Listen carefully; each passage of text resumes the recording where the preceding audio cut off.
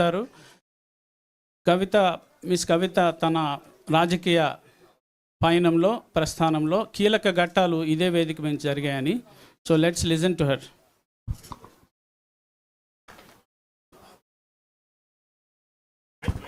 జై తెలంగాణ. ఓకేనా? జై తెలంగాణ. అందరికీ నమస్కారం.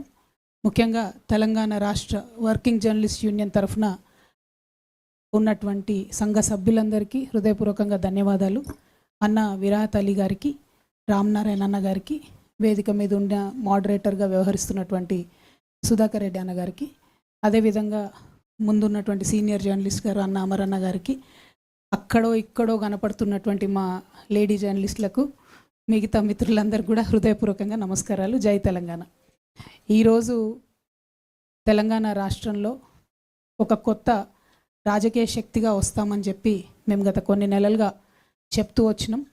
దానికి అన్ని రకాలైనటువంటి సాంకేతికపరమైనటువంటి చిక్కులు దాటుకుంటూ తెలంగాణ రక్షణ సేన పేరుతోని తెలంగాణ జాగృతి సంస్థను నడిపినటువంటి మేమందరం కూడా తెలంగాణ రక్షణ సేన అనే ఒక పొలిటికల్ ప్లాట్ఫామ్తోని తెలంగాణ ప్రజల ముందుకు రావడం జరిగింది.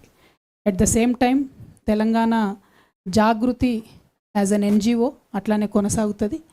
Telangana Rakshana Sena as a political party Telangana ప్రజలకు ఒక ప్రశ్నించే గొంతుకగా, వారి సమస్యలను ఎత్తి చూపేటటువంటి వేదికగా, అది ప్రతిపక్షాలైనా పాలక పక్షాలైనా జరుగుతున్నటువంటి వర్ధమాన కాలానికి సంబంధించినటువంటి అన్ని అంశాల మీద, గతంలో జరిగినటువంటి అన్యాయాల మీద, కోల్పోయిన అవకాశాల మీద, అన్నిటి మీద కూడా మాట్లాడుతుంది.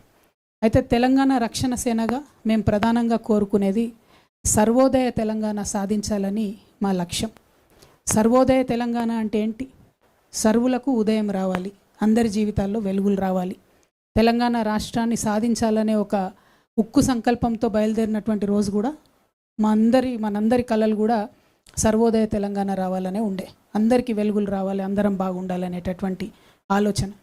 మరి సర్వోదయ తెలంగాణ సాధించాలంటే తెలంగాణ రక్షణ సేన ఎట్లా సాధిస్తుంది? దానికి టూల్, దానికి ఒక మార్గం, దానికి ఏంటిది వే అంటే మేము ఒక 5 అంశాలను ప్రాధాన్యత అంశాలుగా ఎన్నుకున్నాం.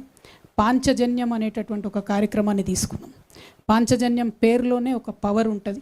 అది భగవంతుడు శ్రీకృష్ణుడి యొక్క శంఖం పేరు.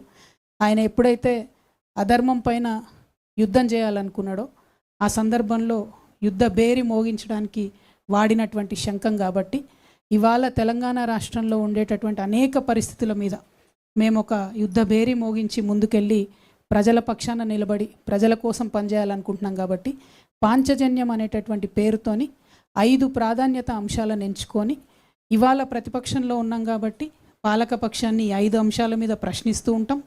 రేపు మేము అధికారంలోకి వచ్చినాక ఈ 5 అంశాలే ప్రాధాన్యతగా చేసుకొని పరిపాలన కూడా చేస్తామని చెప్పడానికి సంతోషిస్తూ ఉన్నాను. మరి పాంచజన్యంలో మొట్టమొదటి అంశం విద్యగా మేము ఎంచుకోవడం జరిగింది. ఇవాళ ఒక పేద మధ్యతరగతి ఇండ్లు చూసుకున్నట్టయితే విద్యకు వైద్యానికి కలిపి 60% పైచిలకు వాళ్ళ మొత్తానికి ఇన్కమ్ అంతా కూడా వెళ్ళిపోతుంది. 60% ఇన్కమ్ ఈ రెండిటికే పోయిన తర్వాత సేవింగ్స్కి కానీ, ఒక కొత్త వ్యాపారం చేసుకోవడానికి కానీ, ఒక చిన్న అసెట్ కొనుక్కోవడానికి కానీ, ఒక నగ కొనుక్కోవడానికి కానీ, అనుకోకుండా ఏదైనా ఎమర్జెన్సీ వస్తే చేసుకోవడానికి కానీ పేద మధ్యతరగతి ఇంట్లో ఒక రూపాయి కూడా మిగిలే పరిస్థితి లేదు. కాబట్టి విద్యను సంపూర్ణంగా ఉచితంగా ఇవ్వాలని మేము తెలంగాణ రక్షణ సేన నుంచి ఒక సంకల్పం తీసుకుంటున్నాం. ప్రభుత్వంలో ఆల్రెడీ ఉచిత విద్య ఉంది, కరెక్టే. కానీ ఇవాళ మెజారిటీ పిల్లలు 75% వరకు కూడా పిల్లలు ప్రైవేట్లో చదువుతూ ఉన్నారు. మేము తెలంగాణ రక్షణ సేన నుంచి అనేక మంది నిపుణులతో సంప్రదించిన తర్వాత ప్రైవేట్ స్కూళ్ళలో చదివేటటువంటి వాళ్లకు, ప్రైవేట్ కాలేజ్లో చదివేటటువంటి వాళ్లకు, ప్రొఫెషనల్ కోర్సెస్లో ఉన్నటువంటి వాళ్ళకు కూడా విద్యను ఉచితంగా ఇవ్వాలనేటటువంటి ఒక సంకల్పంతో మేము ముందుకు రావడం జరుగుతుంది. ఇవాళ నేను ఇది మాట్లాడుతున్నటువంటి సందర్భంలో ఒక పిల్లగాడు 3వ తరగతిలో ఉంటే మేము అధికారంలోకి వచ్చేటప్పటికి ఆ పిల్లగాడు 5వ తరగతికో 6వ తరగతికో వస్తాడు. ఎన్నికలు 6 నెలలు అటు ఇటు అవుతాయి అంటున్నారు. కాబట్టి అంటే మీ పిల్లగాడు 5వ తరగతి నుంచి డిగ్రీ దాకా చదువుకున్నా, ఇంజనీరింగ్ చేసినా, ఏం చేసినా ప్రభుత్వమే ఆ ఖర్చు భరించి ఉచితంగా విద్యనివ్వాలనేటటువంటి మా సంకల్పం. దానికి సంబంధించి లెక్కలేసినాం. ఎన్ని పాఠశాలలు ఉన్నాయి, ఏ గ్రేడ్లో ఎన్ని పాఠశాలలు ఉన్నాయి, ఏ ఏ తరగతుల్లో ఎవరెవరు చదువుతూ ఉన్నారు, ఇటువంటి లెక్కలు అనేకం వేసిన తర్వాతనే చాలా స్పష్టంగా చాలా నిర్దిష్టమైనటువంటి ప్రణాళికలు సిద్ధం చేసుకున్ననే నేను ఈ అనౌన్స్మెంట్ చేస్తూ ఉన్నా. మీరందరూ గత 20 సంవత్సరాల నుంచి నన్ను చూసిండ్రు. 27 ఏళ్ల వయసులో నేను ఉద్యమానికి వస్తే ఇప్పుడు నాకు 47 దాటి 48కి వచ్చిన. ఈ 20 ఏళ్లలో చెప్పిన మాట మీద నేను నిలబడి ఉన్న తప్పితే ఎప్పుడు వెనక్కి పోలే. ఎన్ని కష్టాలు వచ్చినా ఎన్ని నష్టాలు వచ్చినా చెప్పిన మాట మీద పట్టిన తువ్వ మీద విడవకుండా నేను నిలబడి ఉన్నటువంటి వ్యక్తిని. కాబట్టి నేను ముఖ్యంగా మా అక్క చెల్లెలకు, తెలంగాణ వ్యాప్తంగా ఉన్న అక్క చెల్లెలకు మాటిస్తున్నా, ఉచిత విద్య ప్రైవేట్ స్కూల్లో చదువుకున్నా సరే, మీ పిల్లగాడు డాక్టర్ చదువుకున్నా సరే, ఇంజనీర్ చదువుకున్నా సరే, రాకెట్ సైంటిస్ట్ అయినా సరే, వారిని చదివించే బాధ్యత తెలంగాణ ప్రభుత్వం తీసుకుంటుంది. తెలంగాణ రక్షణ సేన అది సాధించి తీరుతుంది. మీ జేబులకెళ్ళి ₹1 ఖర్చు లేకుండా చేసి నేను చూపిస్తాను. రెండవది వైద్యం. ఇవాళ ఆరోగ్యశ్రీలో 10 లక్షల వరకు ఇస్తూ ఉన్నారు వైద్యానికి సంబంధించి. అంతకుముందు వైఎస్ రాజశేఖర రెడ్డి గారు ఈ పథకం పెట్టినప్పుడు ₹2 లక్షల ఇస్తామంటే అసలు సాధ్యమవుతుందా, ఎట్లా ఇస్తారు అని మాట్లాడారు. ఆ 2 లక్షలు పోయి మరి ఇలా 10 లక్షల వరకు ఇస్తుంటే ఎట్లా సాధ్యమవుతుందని అడుగుతలేరు. కానీ ఇంకొంచెం మనసు పెట్టి ఆలోచన చేస్తే ఇవాళ క్యాన్సర్ జ్వరం వచ్చినట్టు వస్తుంది, కానీ క్యాన్సర్ క్రోసిన్ వేసుకుంటే పోదు మరి. కాబట్టి క్యాన్సర్కి కావాల్సినటువంటి ట్రీట్మెంట్ ఏదైతే ఉంటుందో 10 లక్షా, 15 లక్షా, 20 లక్షా, 25 లక్షా, ఎంత బాధగా ఉంటుందండి. కండ్ల ముంగట ఇంటి మనిషి చనిపోతుంటే ఆ వైద్యానికి డబ్బులు ఇవ్వలేనటువంటి వాళ్ళు చాలామంది ఉన్నారు. నిన్నగాక మొన్న గద్వాల్లో ఒక ఎగ్జాంపుల్ చూసినాం. గవర్నమెంట్ హాస్పిటల్కి తల్లిని తీసుకపోతే మా దగ్గర లేదయ్యా ఇంతకన్నా వైద్యం, దయచేసి మీరు తీసుకుపోండి అంటే ఓన్లీ ₹3 lakhs అవుతుంది. తెలిసి కూడా ఎక్కడికి తీసుకుపోదాము, ఎట్లా తీసుకుపోదాము, ఆడికి తీసుకుపోయాక 3 లక్షలు అంటారు, చేర్చినాక 15 లక్షలు అంటారు. మా పరిస్థితి ఏందని తల్లిని పోన్లే బతికింది కదా ఉన్నన్నాళ్ళని సర్ది పెట్టుకునే పరిస్థితి ఇవ్వాలని కూడా తెలంగాణ రాష్ట్రంలో ఉన్నది. అంటే ప్రపంచమంతానేమో లైఫ్ స్పాన్ పెరుగుతుంది, 90 years 95 years బతుకుతారు. తెలంగాణ వాళ్ళం ఎందుకు కాంప్రమైజ్ కావాలి? నిన్న మొన్న నేను ఈ పార్టీ ప్రకటన చేసినప్పుడు ఈ మాట మాట్లాడితే కొంతమంది విమర్శ చేశారు. ఎట్లా సాధ్యమవుతుంది అంటే, ఫ్రీ మీల్స్ పెట్టాలని ఆనాడు అనుకున్నప్పుడు సాధ్యమవుతుంది అనుకోలే. స్కూళ్ళల్లో సాధ్యమైంది. ఇలా దేశమంతా అదే పనిచేస్తుంది. ఆనాడు ఆరోగ్యశ్రీలో 2 లక్షలు ఇస్తామనుకున్నప్పుడు సాధ్యం కాదనుకున్నారు, సాధ్యమైంది. ఇలా అనేక రాష్ట్రాలు ఫాలో అవుతున్నాయి. ఖచ్చితంగా ఉచిత వైద్యం ఎన్ని లక్షలు ఖర్చు అయినా సరే తెలంగాణ బిడ్డల ప్రాణాలు కాపాడుకోవడానికి ఖచ్చితంగా మా ప్రభుత్వం వస్తుంది. దాంట్లో ఏ కార్పొరేట్ హాస్పిటల్లో తెలంగాణ వ్యాప్తంగా ఉన్న వైద్యం చేయించుకున్నా, ఎంత పెద్ద రోగమైనా, ఎంత ఖర్చు అయినా మీ జేబులకి ₹1 పడకుండా తెలంగాణ రక్షణ సేన ప్రభుత్వం ఖచ్చితంగా సాధించి తీరుతుంది. ఈ 2 మా పాంచజన్యంలో మొదటి అంశాలు. మూడవది వ్యవసాయం, చాలా ప్రాధాన్యమైనటువంటి అంశం. మా జెండాలో ఉన్న గ్రీన్ రంగు కూడా మా రైతన్నుల కోసమే, పర్యావరణం కోసమే. రైతన్నలు లేకపోతే ఎవరికి కూడా 2 బుక్కలు అన్నం తినే పరిస్థితి ఉండదు. కాబట్టి మీకు చేతులెత్తి మొక్కుతూ మీ యొక్క సంక్షేమం కోసం, సంక్షేమంతో పాటు మీ యొక్క గౌరవం కోసం, ఆత్మగౌరవం కోసం నేను ఒక ఆడబిడ్డగా తెలంగాణ రక్షణ సేన నుంచి అన్ని రకాల ఏర్పాట్లు చేయడం జరుగుతుంది. ప్రత్యేకించి ప్రభుత్వంలో మీరు ఏ కార్యాలయానికి పోయినా, ఎక్కడికి పోయినా మీకు పిలిచి పీట వేసి కూర్చోబెట్టి గౌరవించి మీ సమస్య తీర్చి పంపాలి. ఇవాళ ఏం జరుగుతుంది? 25 రోజుల నుంచి కళ్ళాల కాడ వడ్లు పోసుకొని, కళ్ళాల కాడ మక్కలు పోసుకొని 45 డిగ్రీల ఎండల ఎదురు చూస్తూ ఉన్నారు. ఏ టీవీ ఛానల్ తిప్పి చూసినా కళ్ళాల కాడ ఉన్న రైతుల సమస్యలే కనబడుతున్నాయి. ఎందుకు మరి? ఎందుకు ప్రొక్యూర్ చేయలేకపోతున్నాం? ఎందుకు ప్రొక్యూర్ మీరు చెప్పిందే కదా, ప్రభుత్వాలు ప్రొక్యూర్ చేస్తామని చెప్పిందే కదా. లేదంటే రైతు సంగతి ఏదో రైతు చూసుకుంటాడు. అక్కడ కేంద్ర ప్రభుత్వం ఏమో ఎంఎస్పి పెంచదు, ఇక్కడ రాష్ట్ర ప్రభుత్వం ఏమో కొనుగోలు కేంద్రాలను తెరవదు. కొనుగోలు కేంద్రాలు తెరవమని 25 రోజుల నుంచి ధర్నాలు దీక్షలు చేసే పరిస్థితి రాష్ట్రంలో ఉన్నది. నేను మళ్ళీ మాట ఇస్తూ ఉన్నా, ఆ పరిస్థితి మీకు ఉండదు. తెలంగాణ రక్షణ సేన అధికారంలోకి వస్తే మీ దగ్గర నుండి కొన్నటువంటి రైస్ని ఏం చేయాలనేటటువంటి ఆలోచన కూడా పెట్టుకొని చెప్తా ఉన్నాం. రైస్ని ఎక్స్పోర్ట్ చేసేటటువంటి పరిస్థితి ఉంది. ప్రభుత్వాలు ముందడుగు వేస్తలేరు. ఒక కార్పొరేషన్ పెట్టండి, ఎక్స్పోర్ట్ చేయండి రైస్, లైసెన్స్ తీసుకోండి, దాన్ని ఏమైనా వాల్యూ యాడ్ చేయండి. ఏమి చేయకుండా మేము కొంటే మాకు నష్టం వస్తుందని చెప్పి అనవసరంగా రాజకీయపరమైనటువంటి అంశాలను ముందుకు తీసుకొచ్చి బోనస్ ఇస్తాం అని చెప్పి బోగస్ మాటలు చెప్పి ప్రజల్ని మోసం చేయడం తప్పితే నిజంగా రైతన్న ఆవేదన అర్థం చేసుకుంటలేరు. మేము పోయి చూస్తూ ఉన్నాం, ఊర్ల పొంట తిరుగుతూ ఉన్నాం. మొన్న జాగృతి జనంబాట కార్యక్రమంలో పోతే ఎంత బాధ అనిపించిందంటే, ఒక రైతును పాపం మక్క రైతునాడ ఆ రోజు కలిసినాం మేము, తెల్లారైన గుండెపోటుతో చనిపోయిండు. ఆ రోజే మేము పోయినప్పుడు చెప్పిండు, అక్క 4 రోజులు అయింది అక్క వచ్చి ఇక్కడనే ఉంటున్నాం, కావలిగా వస్తున్నాం, ఘోరమైన పరిస్థితి ఉంది అని చెప్పిండు. తెల్లారి అదే రైతు అదే కుప్ప మీద కూలి చనిపోతే నిజంగా నాకైతే ఇప్పటికి కూడా షివరింగ్ వస్తుంది అది తలుచుకుంటే కూడా. అంటే ఒక ప్రాణం అంటే మనకు ఎంత విలువ లేకుండా పోయిందంటే, ఎక్కువ మంది ఉన్నాం మనం, 140 కోట్ల మంది ఉన్నాం కాబట్టి ఒక రైతు చచ్చిపోతే ఒక చిన్న సింగిల్ కాలం వార్త అయిపోయినని తప్పితే నిజంగా ఎవరు స్పందించే పరిస్థితి లేదు. కానీ నేను స్పందించాలనుకుంటున్నాను, ఎందుకంటే జీవితం విలువ నాకు నేర్పింది. జీవితంలో నేను పడ్డ కష్టాలు, ఒక మనిషి జీవితం ఎంత విలువైనది అన్నది నాకు నేర్పింది. కాబట్టి ఒక సంకల్పంతో, ఒక సీరియస్ కమిట్మెంట్తో నేను వచ్చిన మా రైతన్నలకు నేను మాట ఇస్తూ ఉన్నా, మీకు గౌరవం దక్కేది దక్కాల్సిందే. దానికోసం అన్ని ఏర్పాట్లు మా ప్రభుత్వంలో చేస్తాం. అదేవిధంగా మీ సంక్షేమానికి సంబంధించి కొనుగోలు కేంద్రాలు కావచ్చు, మీకు రావాల్సినటువంటి ఎరువులు టైంకి రావడం కావచ్చు, ప్రతి ఒక్క అంశంలో కూడా మీతో పాటు కలిసి నడుస్తామని చెప్పి నేను మాట ఇస్తూ ఉన్నాను. అదేవిధంగా 4వ ప్రాధాన్యత అంశం మా పాంచజన్యంలో ఉపాధి తీసుకున్నాం. నిజంగా ఉపాధి అంటే పెద్ద జోక్ అయిపోయింది. ప్రతి ఒక్కరు ఉద్యోగాలు ఇస్తామని చెప్పడం, ఆ ఉద్యోగాలను ఎగ్గొట్టడం తప్పితే నిజంగా కూడా యూత్ ఏం కోరుకుంటున్నారని ఆలోచిస్తలేరు. ఇవాళ ప్రపంచవ్యాప్తంగా millionaires at the age of 18, 19, 17. ఎందుకంటే అక్కడ ప్రభుత్వాలు వాళ్ళ యువతీ యువకులు ఇచ్చేటటువంటి ఐడియాస్ని నమ్మి ఫైనాన్స్ చేస్తున్నారు, ఫండ్ చేస్తున్నారు. That is what we're going to do. In terms of providing loans to youth, I am going to create 3 categories. 18 to 25, Gen Z. Whatever idea you get, you are with the global phenomena. You are not with us. You are much forward than us, forward thinking than us. We are going to support any ideas from the age of 18 to 25 in a separate category, because your businesses will be very forward thinking, in sync with the global phenomena. We will respect that. We will trust you. I want to trust my Gen Z. Anybody from the age of 25 to 45, మా యంగ్స్టర్స్ని, యువతి యువకుల్ని, ముఖ్యంగా మహిళల్ని encourage చేస్తూ ఉన్నాను నేను. Please think, మనం business men కావాలి, మనం 100 మందికి జాబ్లు ఇవ్వాలి. మనం ఏదో జాబ్ చేద్దామని కదా, 100 మందికి జాబ్లు ఇవ్వాలి. ఉన్న ఏ ఐడియా అయినా తీసుకొని ముందుకు రండి. ఖచ్చితంగా దానికి సహకరించడానికి 2 లక్షల నుంచి 20 కోట్ల రూపాయల వరకు బ్యాంకులతో సంబంధం లేకుండా నా యువతను నమ్మి, మా యువతి యువకుల్ని నమ్మి, మా జెన్జీ వారియర్స్ని నమ్మి నేను ఇన్వెస్ట్ చేయాలనుకుంటున్నాను. ఎందుకంటే ఒక్క గూగుల్ వస్తే చాలు మనకి ఇళ్ళకెళ్ళి. 3 ఏళ్ళు, 4 ఏళ్ళు, 5 ఏళ్ళు ఇన్వెస్ట్ చేస్తే ఒక్క గూగుల్ వస్తే చాలు, ఒక్క వాట్సాప్ వస్తే చాలు, ఒక్క అమెజాన్ వస్తే చాలు. We're set for life. ఎవరు? మన రాష్ట్రంలో అద్భుతమైనటువంటి ఆదాయం వస్తుంది. ఇవాళ రాష్ట్రంలో కార్పొరేట్స్ మొత్తం కలిపితే మనకు 10,000 కోట్ల ఇన్కమ్ వస్తుందండి. మన ఇన్కమ్ ఏదైతే వస్తుందో, రెవెన్యూ జనరేట్ అవుతుందో, total corporates, total industries in Telangana today gives us only 10,000 crores of income.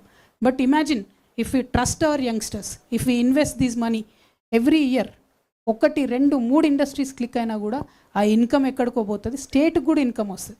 I want to trust my youngsters.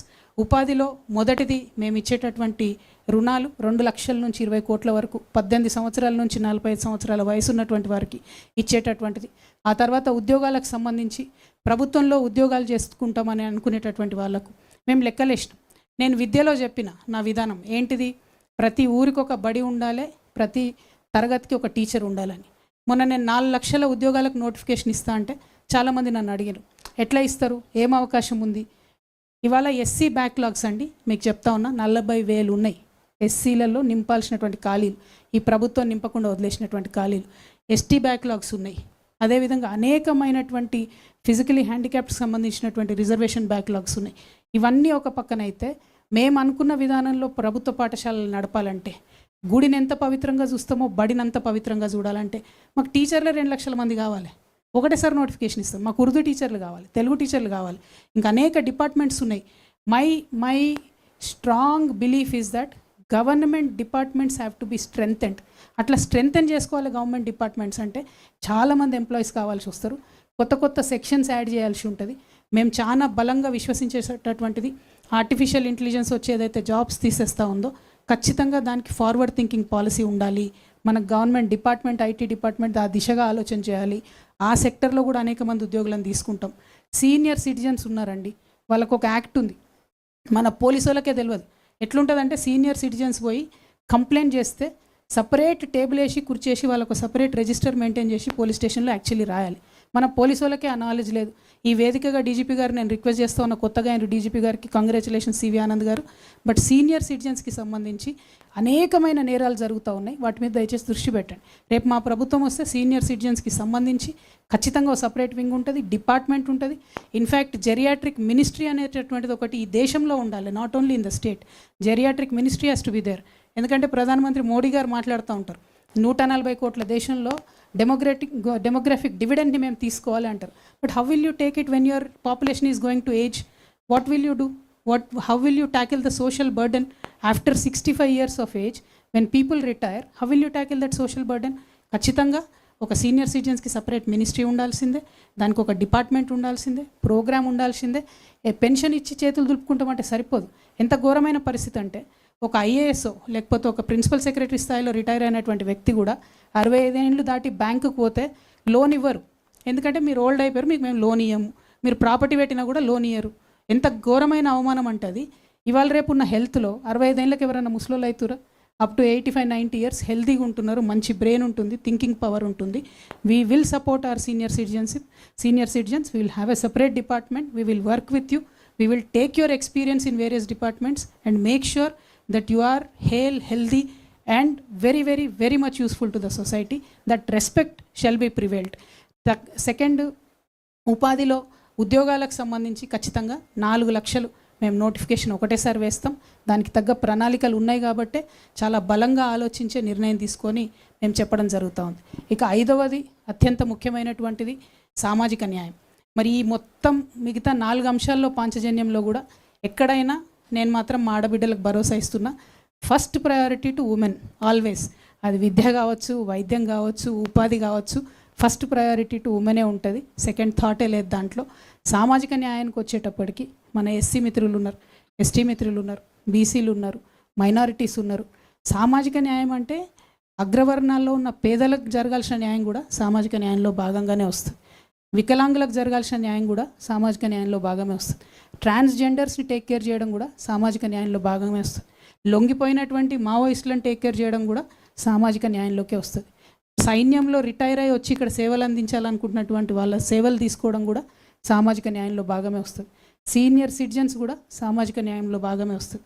మానసిక వికలాంగులు ఉన్నటువంటి తల్లిదండ్రులు, వాళ్ళ బాధలు వర్ణనాతీతం ఉంటుంది, వాళ్ళను స్పెషల్గా టేక్ కేర్ చేయడం కూడా సామాజిక న్యాయంలోని భాగంగానే వస్తుంది.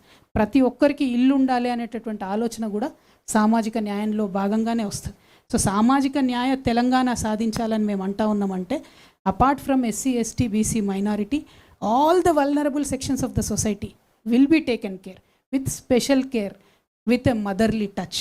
చాలామంది అవాకులు చెవాకులు పేలుతూ ఉన్నారు సోషల్ మీడియాలో. నేను అమ్మలాగా పరిణితి చెందాలనుకుంటున్నా అని చెప్తే అమ్మెట్లయితావు, నువ్వు అమ్మెట్లయితావు అంటున్నావు. 100% చెప్తున్నా. ఇయాలటి ప్రభుత్వాలకు మదర్లీ టచ్ లేదు కాబట్టే, అమ్మతనం లేదు కాబట్టే పరిపాలన సరిగ్గా జరుగుతలేదు. వికలాంగులండి, నేను నా కళ్ళతో చూసిన. నేను నిజామాబాద్ ఎంపీగా ఉన్నప్పుడు కలెక్టర్ ఆఫీస్కి ఏదో ఓపెనింగ్ ఏదో ఉంటే పోతే ఒక ఆయన లిటరల్లీ దేక్కుంటూ వస్తున్నాడు. ఆయనకి ఇయ్యలేదు. కలెక్టర్కి అన్నీ చెప్పిన, కనబడతలేదనే ఈయనకు అవసరమని తెలియదా మీకు వికలాంగుల కంటే? కండ్ల ముందు కనబడ్డా కూడా సర్టిఫికేట్ ఉంటేనే ఇస్తాడట. ఏడిపోయి తెచ్చుకోవాలి ఆయన సర్టిఫికేట్? ఏడికెళ్ళి తెచ్చుకోవాలి? నీకు కండ్ల ముందు కనబడితే నువ్వు ఆయనను పిలిపించుకొని కూర్చేసి సర్టిఫికేట్ ఇవ్వచ్చు కదా. ఎక్కడన్నా వికలాంగులకు మనం ఇంత పెద్ద సెక్రటేరియట్ కట్టినాం, ఒక్క ర్యాంప్ లేదండి, ఒక్క స్పెషల్ బాత్రూమ్ లేదండి వికలాంగులకి. ఇవాళ గవర్నమెంట్ ఏం చెప్తుంది? ఆర్టీసీలో నేను ఫ్రీ బస్ ఇస్తున్నా అని చెప్తుంది. వికలాంగులకు ఇవ్వడానికి మీకు మనసు వస్తలేదా? వికలాంగులకు ఇయ్యరాదా ఫ్రీ బస్సు? మీ కాంగ్రెస్ పార్టీ మేనిఫెస్టోలో, నేషనల్ మేనిఫెస్టోలో ఏం పెట్టిరంటే ఫిజికలీ హ్యాండిక్యాప్డ్ ఉన్నటువంటి వాళ్ళకు కోఆప్షన్ మెంబర్స్ ఇస్తామని పెట్టిండ్రు. మరి ఏం చేస్తున్నారు మీరు? మొన్ననే మున్సిపల్ ఎన్నికలైన కోఆప్షన్ సభ్యులు ఇచ్చిండ్రు. ఎందుకోసం పట్టించుకుంటలేరు మీరు అది? అంటే ఒక మదర్లీ టచ్తో పరిపాలన జరిగినప్పుడు most vulnerable sections will be addressed first. అందుకే సామాజిక న్యాయ తెలంగాణ రావాలే ఉంటుంది అని నేను చెప్పి కోరుతా ఉన్నాను. ఆ దిశగా మేము ప్రయాణం చేస్తాం. పాంచజన్యంలో ఉన్నటువంటి 5 అంశాల్లో ఏదైతే సామాజిక న్యాయం గురించి నేను మాట్లాడుతున్నానో, ఎస్సీలకు సంబంధించి సపరేట్ సబ్ ప్లాన్ మన రాష్ట్రంలో ఉంది. కానీ కాంగ్రెస్ ప్రభుత్వం మొన్నటి లెక్కలు చెప్తా, లాస్ట్ ఇయర్ లెక్కలు చూసుకుంటే 25-26 లెక్కలు చూసుకుంటే దే అలొకేటెడ్ అరౌండ్ 33,000 crores, 33,000 కోట్లను ఎస్సీలకు అలొకేషన్ చేశారు. కానీ ఖర్చు పెట్టింది ఎంత? 14,000 కోట్లు. అంటే ఒక సంవత్సరంలో 19,000 కోట్లు ఎస్సీలకు ఎగ్గొట్టినటువంటి ప్రభుత్వం కాంగ్రెస్ ప్రభుత్వం. రేపటి నాడు మా ప్రభుత్వంలో అట్లా జరగదు. ఖచ్చితంగా అది దళితులకే ఖర్చు అవుతుంది. ఈ 19,000 కోట్లు ఎగ్గొట్టిన దాంట్లో ఈ దళిత బిడ్డలకు ఉన్న ఫీ రియంబర్స్మెంట్ కవర్ చేయొచ్చు, వారి ఆంటర్ప్రినర్షిప్ కవర్ చేయొచ్చు, వారికి కావాల్సిన వెల్ఫేర్ కవర్ చేయొచ్చు, అనేకమైన చోట్ల రోడ్లు వేయచ్చు. కానీ అవేం చూడట్లే. 19,000 కోట్లు దళితులకు ఎగ్గొట్టారు. ఎస్టీ సబ్ ప్లాన్లో కూడా 9,000 కోట్లు ఎగ్గొట్టారు. Allocated 17,000 crores, spent only about 8 or 9,000 crores. 9,000 కోట్లు వీళ్ళకు కూడా ఎగ్గొట్టారు. అట్లానే బీసీలకు ఏం చెప్పిండ్రు? ప్రతి సంవత్సరం 20,000 కోట్లు ఇస్తామని చెప్పారు. ఈ 3 ఏళ్లలో కలిపి అలొకేషన్స్ పక్కన పెడితే ఖర్చు పెట్టింది మాత్రం 5,000 కోట్లు. అంటే 56% ఉన్నారని చెప్తున్న బీసీలకు కేవలం ఖర్చు పెట్టింది 5,000 కోట్లు. అందులో మళ్ళీ మన దగ్గర ఒక 50-60 ఫెడరేషన్లు కార్పొరేషన్లు ఉన్నాయి, ఎంబీసీలకు కార్పొరేషన్లు ఉన్నాయి, అనేక కులాలకు కార్పొరేషన్లు ఉన్నాయి. ఒక్కటంటే ఒక్క రూపాయి కూడా ఇవ్వలేదండి. ఎంబీసీ కార్పొరేషన్కి ఒక రూపాయి ఇవ్వలే, ఎవరికి ఒక రూపాయి ఇవ్వలే. మొత్తం లిస్ట్ ఉంది, తర్వాత మీకు సర్క్యులేట్ చేయమని చెప్తాను నేను. ఒక్క రూపాయి కూడా ఇవ్వలే. అంటే అలొకేటెడ్ ఫండ్స్, హక్కుభుక్తంగా వచ్చినటువంటి డబ్బుల్ని కూడా ఖర్చు చేయకపోవడం. ఇక మైనారిటీస్కి ఏం చెప్పిండ్రు, बहुत बातें बोले माइनॉरिटीज़ को, 400 करोड़ देते बोल के बोले, एलोकेशन हर साल 400 करोड़ करे, खर्च बिल्कुल नहीं करे. वक्फ के ज़मीनों को जुडिशल स्टेटस देते बोल के रेवंत रेड्डी साहब भी बोले. मैं पिछली सरकार की बात नहीं कर रही हूँ, अब की जो सरकार है इनके जो वायदे हैं, हम कुछ आसमान नहीं पूछ रहे, फलक देने के लिए नहीं पूछ रहे. आप जो वादा करें बस वो वादे को पूरा करने के लिए पूछ रहे, वो भी नहीं कर रहे. उन्होंने 4,000 करोड़ दे रहे, खर्चा बिल्कुल आधा भी नहीं होता. जो अपने बच्चों को ओवरसीज स्कॉलरशिप देना है वो नहीं दे रहे. रिजर्वेशन की तो बात ही नहीं करते ये रेवंत रेड्डी साहब बिल्कुल, क्योंकि वो सीएम तो हमारे तेलंगाना के है लेकिन उनका सिम कार्ड दिल्ली का है भाई, तो दिल्ली को आंसरबुल है वो, इसीलिए बिल्कुल रिजर्वेशन की बात ही नहीं करते उन्होंने. Other than that anything related to minorities, no special interest. They promised Christian minorities, women particularly, will be given 50,000 loans. Zero allocation till now. Not even one single Christian woman got any loan.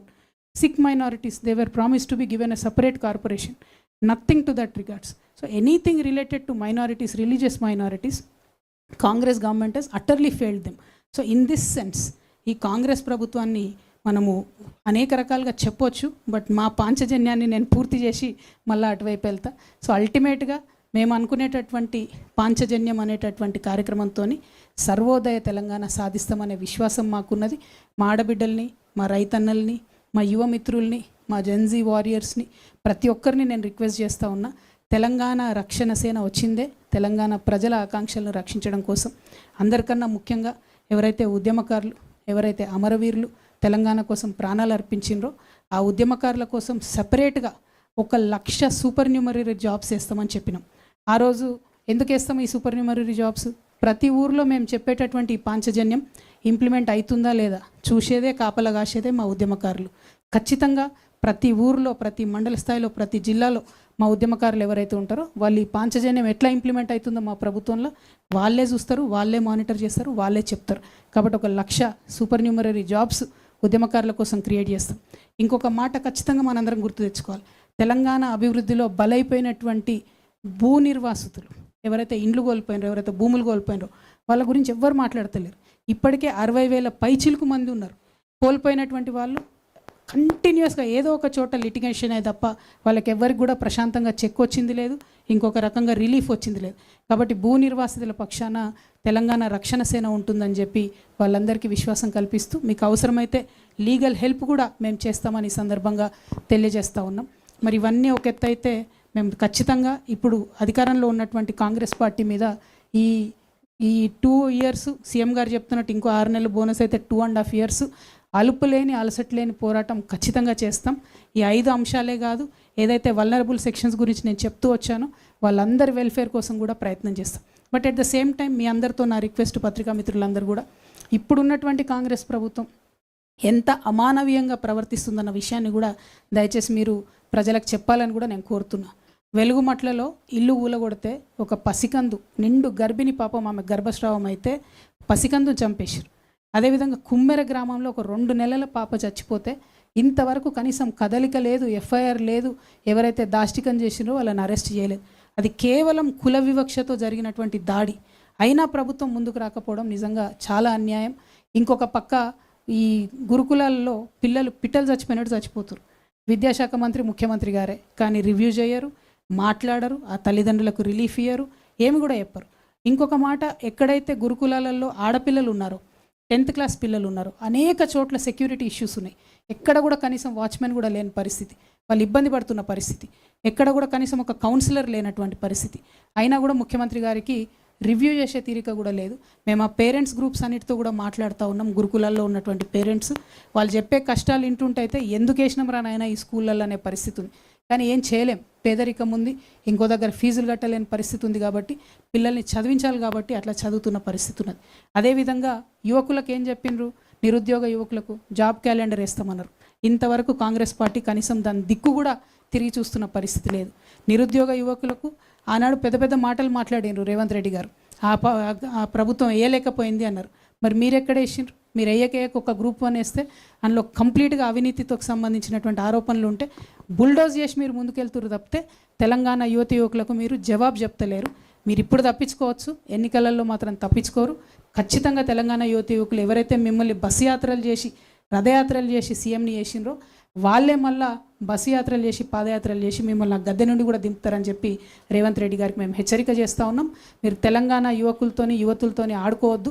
అనేకమైన జీవోలు ఉన్నాయి, మొత్తం నోటిఫికేషన్స్కి అగేన్స్ట్గా పనిచేసేటి, వాటిని ముఖ్యమంత్రి గారు పట్టించుకుంటలేరు. అట్లనే పర్యావరణం మీద ఎటువంటి శ్రద్ధ కూడా లేదు. ఫార్మా సిటీ భూములన్నింటినీ కూడా వాపస్ ఇస్తామని చెప్పిండ్రు, కానీ ఇప్పుడు దాని చుట్టూ ఫ్యూచర్ సిటీ అని అంటున్నారు. ఫ్యూచర్ సిటీ అంటున్నారు కరెక్టే, మరి అంతకుముందు ఉన్న Quli Qutub Shah urban development authority ఏడవైంది అంటే తెలియదు.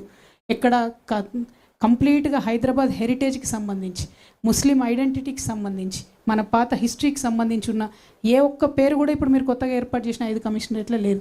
అంటే మీకు అసలు ఆ గౌరవమే లేదు, మీకు ఆ ఫీలింగే లేదు. ఎందుకు చేస్తలేరు? అది ఫ్యూచర్ సిటీ అయింది అంటే ఎప్పటికీ ఫ్యూచర్లో వస్తూనే ఉంటుంది అన్నట్టు సిటీ. అది ఫ్యూచర్లెస్ సిటీ అని చాలా స్పష్టంగా అర్థమవుతుంది తప్పితే కేవలం రియల్ ఎస్టేట్ వ్యాపారం తప్పితే అక్కడ జరుగుతున్నది ఇంకోటి లేదు. అదేవిధంగా పోలీస్ బ్రూటాలిటీ రోజు రోజుకి పెరిగిపోతుంది రేవంత్ రెడ్డి గారి గవర్నమెంట్లో. కర్ల రాజేష్ అనే యువకుడిని జైల్లో కొట్టి చంపినరు. షాద్నగర్లో ఒక ఆడబిడ్డని అనవసరంగా అన్యాయంగా దారుణంగా వివస్త్రం చేసి కొట్టి చంపినటువంటి విషయం మీ అందరికీ తెలిసిందే. ఇంకొక మాట, మహిళల మీద అత్యాచారాలు రేవంత్ రెడ్డి గారు వచ్చినప్పటి నుంచి రాకెట్ పెరిగినట్టుగా పెరిగిపోతూ ఉన్నాయి. Today's numbers you can all check in NCRB. 2500 women have been raped in the last 1 year.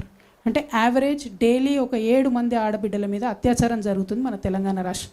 ఇవి రిపోర్టెడ్. అన్రిపోర్టెడ్ ఎన్ని ఉంటాయి? అంటే ఎందుకంత భయం లేదు?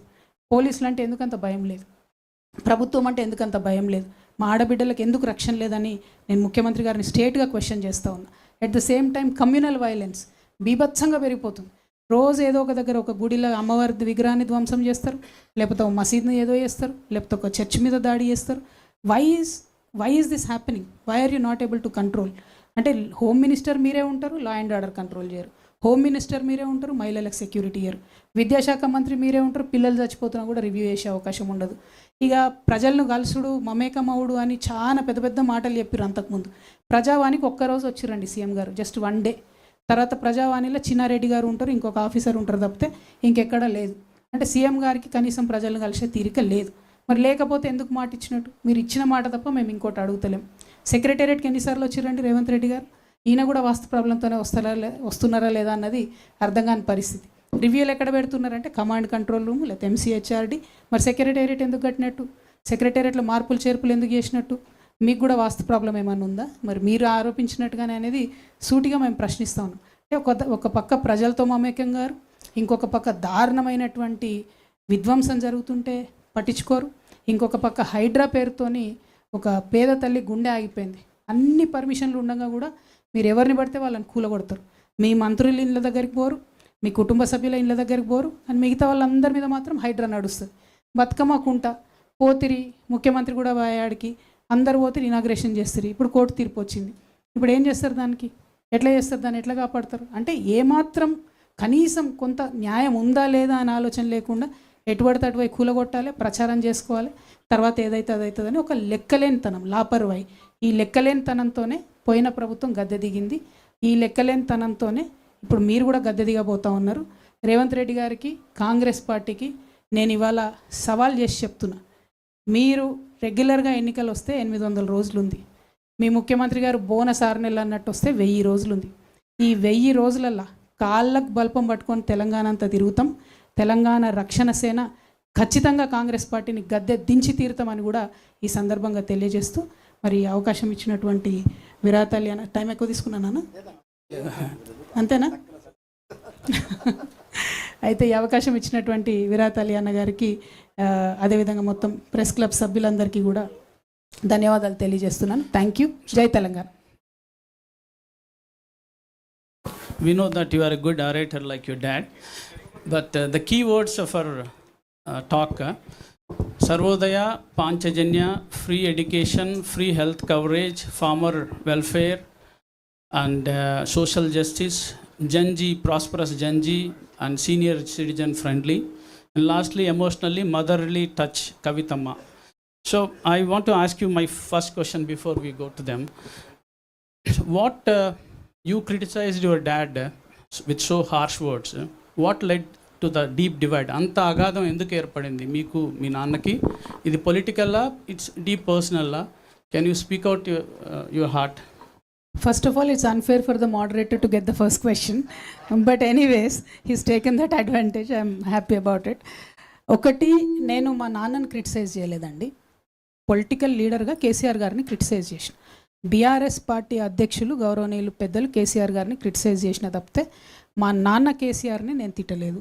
మా నాన్న కేసీఆర్తో నాకు ఎటువంటి ప్రాబ్లం లేదు. నాన్నగా ఆయన లేకపోతే నాకు జన్మనే లేదు. నేను ఒక హిందూ మహిళగా రోజు పొద్దున్న లేస్తే పూజ మెడిటేషన్ చేసే మహిళగా చెప్పేటటువంటి ఫస్ట్ 5 పేర్లలో తల్లిదండ్రుల పేరు కూడా ఉంటుంది. తల్లిదండ్రులతో నాకు ఎటువంటి సమస్య లేదు. బీఆర్ఎస్ పార్టీ అధ్యక్షులు కేసీఆర్ గారితో ఖచ్చితంగా నాకు ఐడియాలజికల్ విభేదాలు ఉన్నాయి. మొన్న విమర్శించిన, రేపు కూడా విమర్శిస్తా తప్పు చేస్తే. నేను తప్పు చేస్తే అట్లనే బీఆర్ఎస్ పార్టీ వాళ్ళు కూడా నన్ను విమర్శించవచ్చు. నేను వ్యక్తిగతంగా ఒక మాట కూడా అనలేదు. బీఆర్ఎస్ పార్టీ ఫస్ట్ వచ్చినటువంటి ప్రభుత్వంగా వారు కొన్ని పనులు చేసి ఉంటే తెలంగాణకు బాగుండేది. ఆ పనులు చేయకపోవడం వల్ల ఏమైంది? ఒక కాన్సెప్ట్ ఉంటుంది సుధాకర్ రెడ్డి గారు, లాస్ట్ ఆపర్చునిటీ కాస్ట్ అంటారు దాన్ని. If you lose an opportunity, ఒక అవకాశాన్ని మీరు వదులుకుంటే దానివల్ల వచ్చే నష్టం. తెలంగాణలో తొట్టతొలి ప్రభుత్వంగా ఏర్పడ్డటువంటి బీఆర్ఎస్ ప్రభుత్వం ఏదైతే కృష్ణా గోదావరి నదుల నీళ్లను కరెక్ట్గా వాడుకోనగలిగి ఉంటే మన రైతన్నలకు వారు అధికారంలో ఉన్న 10 సంవత్సరాలలో 2,50,000 కోట్ల రూపాయల సంపద డైరెక్ట్గా రైతులకు అందేది. కృష్ణా నీళ్ళు వచ్చి ఉంటే మన పొలాలకు, గోదావరి నీళ్ళు వచ్చి ఉంటే 1,21,000 కోట్లు కేవలం ఈ 2 ప్రాజెక్టులకు పెట్టిండ్రు. ఏది? కాళేశ్వరం, అట్లానే పాలమూరు రంగారెడ్డి. 1,21,000 పెట్టి 2 ప్రాజెక్టులు కడితే ఇచ్చింది నీళ్ళు ఎన్నిటికీ అంటే 1,00,000 ఎకరాలకు ఇచ్చారు. నేను దాన్ని క్రిటిసైజ్ చేసిన. బీఆర్ఎస్ పార్టీ అధ్యక్షుడిగా ఖచ్చితంగా వారిని క్రిటిసైజ్ చేసిన, ఇవాళ చేసిన, రేపు కూడా చేస్తాను. ఎందుకంటే ఆ last opportunity cost only for farmers is 2.5 lakh crores. ఆ సంపద డైరెక్ట్గా మా రైతన్నల జేబులకు పోయేది, అది పోయింది.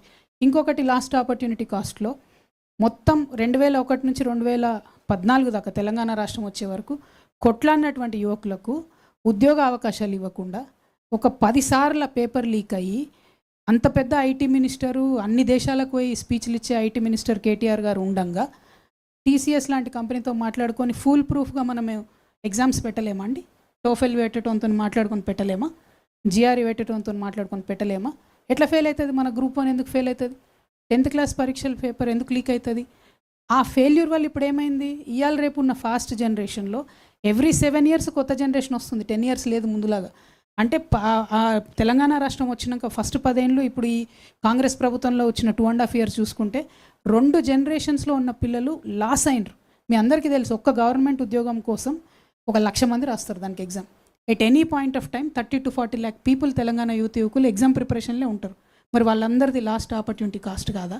వాళ్ళ జీవితంలో వాళ్ళు కోల్పోయిన ఉద్యోగాలు, వాళ్ళు కోల్పోయిన అవకాశాలు, వాళ్ళ కుటుంబ సభ్యులు పడ్డ ఇబ్బందులు, ఆ లాస్ట్ ఆపర్చునిటీ కాస్ట్ అనేది ఖచ్చితంగా బీఆర్ఎస్ ఖాతాలోకే పోతుంది. కాబట్టి బీఆర్ఎస్ అధ్యక్షుడు కేసీఆర్ గారిని నేను విమర్శించిన తప్పితే నేను మా ఫాదర్ కేసీఆర్ గారిని విమర్శించలేదు.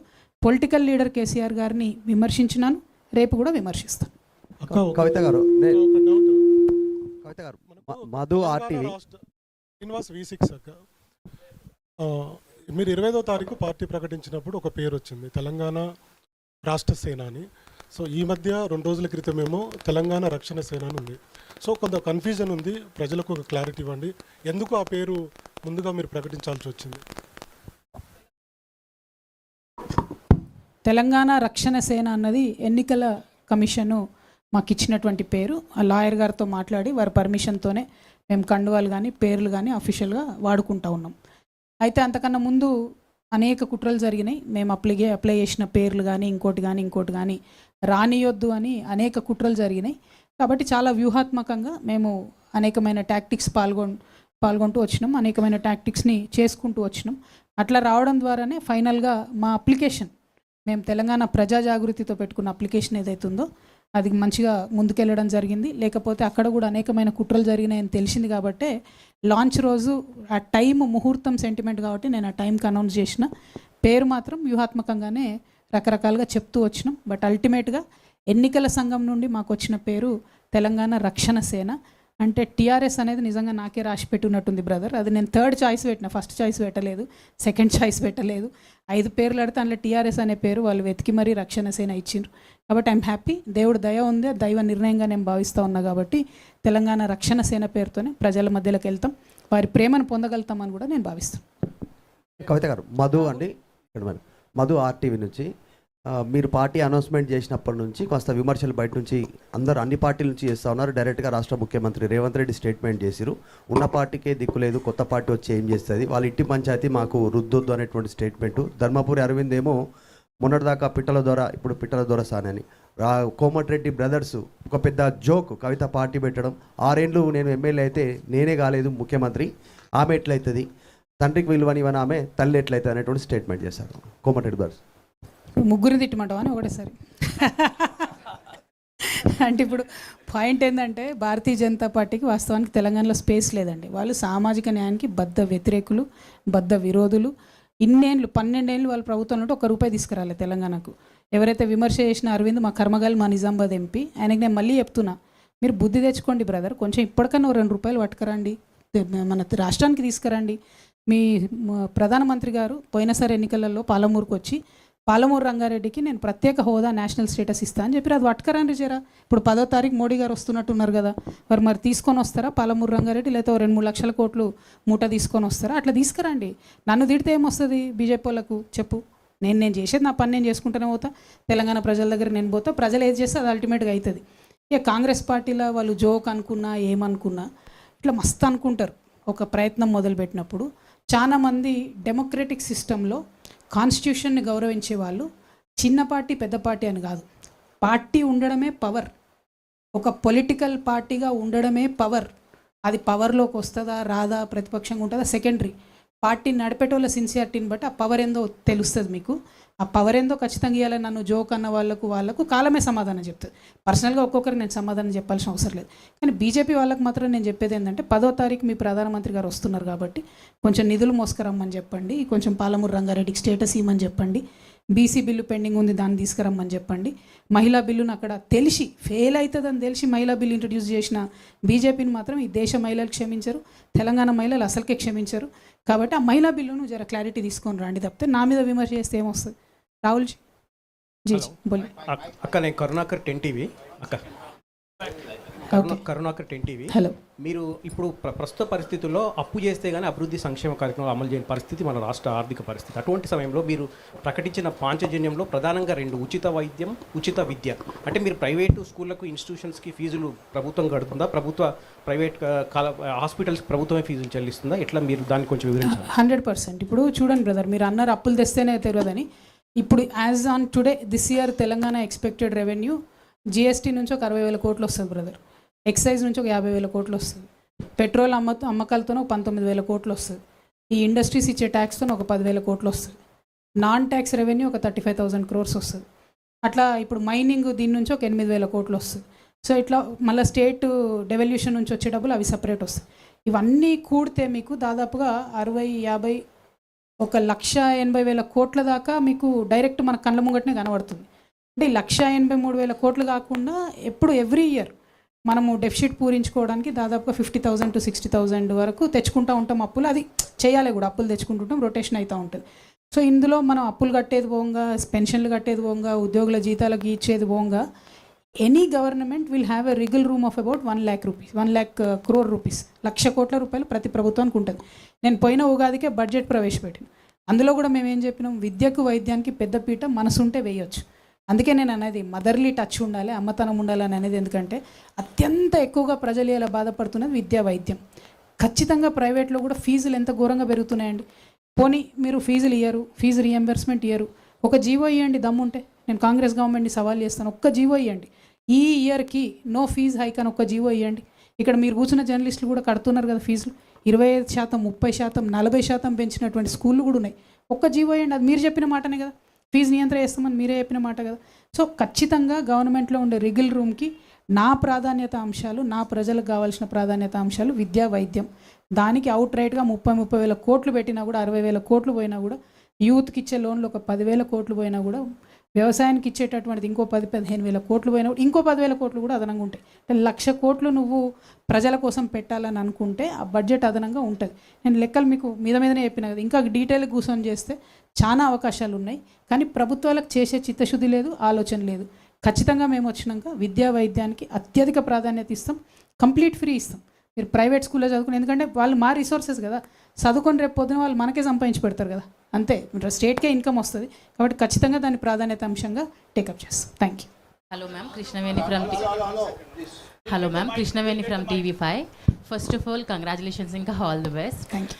అండ్ మీరు ఇప్పుడు మీ డాడ్ కాదు బీఆర్ఎస్ అధినేతని ప్రశ్నించాను, నేను విమర్శించాను అంటున్నారు. గత 10 ఏళ్లలో ఇదే పని చేయడానికి మీకు ఏం అడ్డొచ్చింది, ఇప్పుడు ఏం రిలీఫ్ ఇచ్చింది? థ్యాంక్ యూ అమ్మ. ఫస్ట్ ఆఫ్ ఆల్ ఉమెన్ కాబట్టి కంగ్రాచులేషన్స్ చెప్పింది. మా అన్నలు ఎవరు అడిగిన వాళ్ళు క్వశ్చన్స్ ఒకరు కూడా కంగ్రాచులేషన్స్ చెప్పలేదు. This point is very well noted. మా పట్ల జరుగుతున్న వివక్షను మేము తప్పకుండా గుర్తుపెట్టుకుంటాం. Second thing, you are very right అమ్మ. As a part of a system, ఏదైనా పార్టీలో ఉన్నా, ఒక ఆఫీస్లో ఉన్నా, ఉదాహరణకి ఇలా మీరు TV5లో పనిచేస్తున్నారమ్మా, మీ చైర్మన్ గారు తీసుకున్న నిర్ణయం మీకు ఏదైనా నచ్చదు అనుకోండి, వెళ్ళి చైర్మన్ ఛాంబర్లో చెప్తారు, సార్ ఇది బాగాలేదు సార్, కింద రెస్పాన్స్ బాగాలేదని. ఎట్ ఎనీ కాస్ట్ రెస్పాన్స్ బాగున్నా లేకపోయినా మీరు ఆ ప్రోగ్రామ్ చేయాల్సిందే అంటే చేస్తారు కదా, ఎందుకంటే ఆ పార్ట్ అండ్ పార్సల్ ఆఫ్ TV5లో మీరు ఉన్నారు కాబట్టి చేస్తారు. నేను part and parcel of KCR గారి పార్టీలో ఉన్నప్పుడు అనేక అంశాలు వోకల్గా వారికి చెప్పిన, కొన్ని అంశాలు ప్రూఫ్స్తో సహా జరుగుతున్నటువంటి అవినీతి మీద, జరుగుతున్నటువంటి అక్రమాల మీద ప్రూఫ్స్తో సహా కూడా ఇవ్వడం జరిగింది. చర్యలు తీసుకోలేదు, వారి నిర్ణయం అది, నాకు వారంత జ్ఞానం లేదు. మా బాస్గా ఉన్నటువంటి వ్యక్తి తీసుకున్న నిర్ణయానికి కట్టుబడ్డం అన్నది డెఫినెట్గా ఆ టైంలో నా డ్యూటీ, చేయాల్సిందే, చేసిన నేను నా డ్యూటీ. అందుకోసం నేను తెలంగాణ ప్రజలకు క్షమాపణ కూడా చెప్పాను. నేను ఇంకొంచెం గట్టిగా ప్రయత్నించి ఉండాల్సింది, ఇంకొంచెం గట్టిగా నా వాయిస్ రేజ్ చేసి ఉద్యమకారుల పట్ల పనిచేయాల్సింది, ఇంకొంచెం గట్టిగా నా వాయిస్ రేజ్ చేసి అమరవీరుల కోసం పనిచేయాల్సిందని ఓపెన్గా నేను అమరవీరుల స్తూపం దగ్గర క్షమాపణ చెప్పిన. ఇవాళ కూడా నేను చెప్తున్నా, నేను చెప్పే ఈ పాంచజన్యం కావచ్చు, నేను చెప్పేటటువంటి ఉద్యమకారులది, అమరవీరులది, భూ నిర్వాసితుల పట్ల నేను కమిట్మెంట్తో లేకపోతే, నేను చెప్పే ఈ వల్నరబుల్ సెక్షన్స్ దగ్గర కమిట్మెంట్తో లేకపోతే, పక్కకే అసెంబ్లీ ఉంది, అసెంబ్లీ ముంగట్నే అమరవీరుల స్తూపం ఉంది, అదే స్తంభానికి నన్ను గట్టేసి రాళ్లతో కొట్టమని తెలంగాణ ప్రజలందరూ నేను విజ్ఞప్తి చేస్తూ ఉన్నాను. ఎందుకోసం అంటా ఉన్నా అంటే, నేను ఒక కమిట్మెంట్తో వచ్చిన వ్యక్తిని. ఆనాడు ప్రశ్నించలేదు కాబట్టి ఈనాడు ప్రశ్నించొద్దు అని అంటే అట్లా కుదరదు. First of all, the strongest weapon in this world is not a gun, it is the ability to question. If you don't have that courage to question, there is nothing you can do. ప్రశ్నతోనే ప్రతిదీ ప్రారంభమవుతుంది. ఇవాళ నేను ప్రశ్నిస్తున్నా, ఖచ్చితంగా ఒక మార్పు వస్తుంది. వెళ్ళే డైరెక్షన్లో 100 మంది 100 అంటారు, 100%. వాటిని అన్నింటినీ I have to take it in good taste, but then I will keep forging ahead. Thank you. Rahul garu. Madam, KCR TRS launch చేసినప్పుడు ఇది ఫక్తు రాజకీయ పార్టీ కాదు అని అన్నాడు.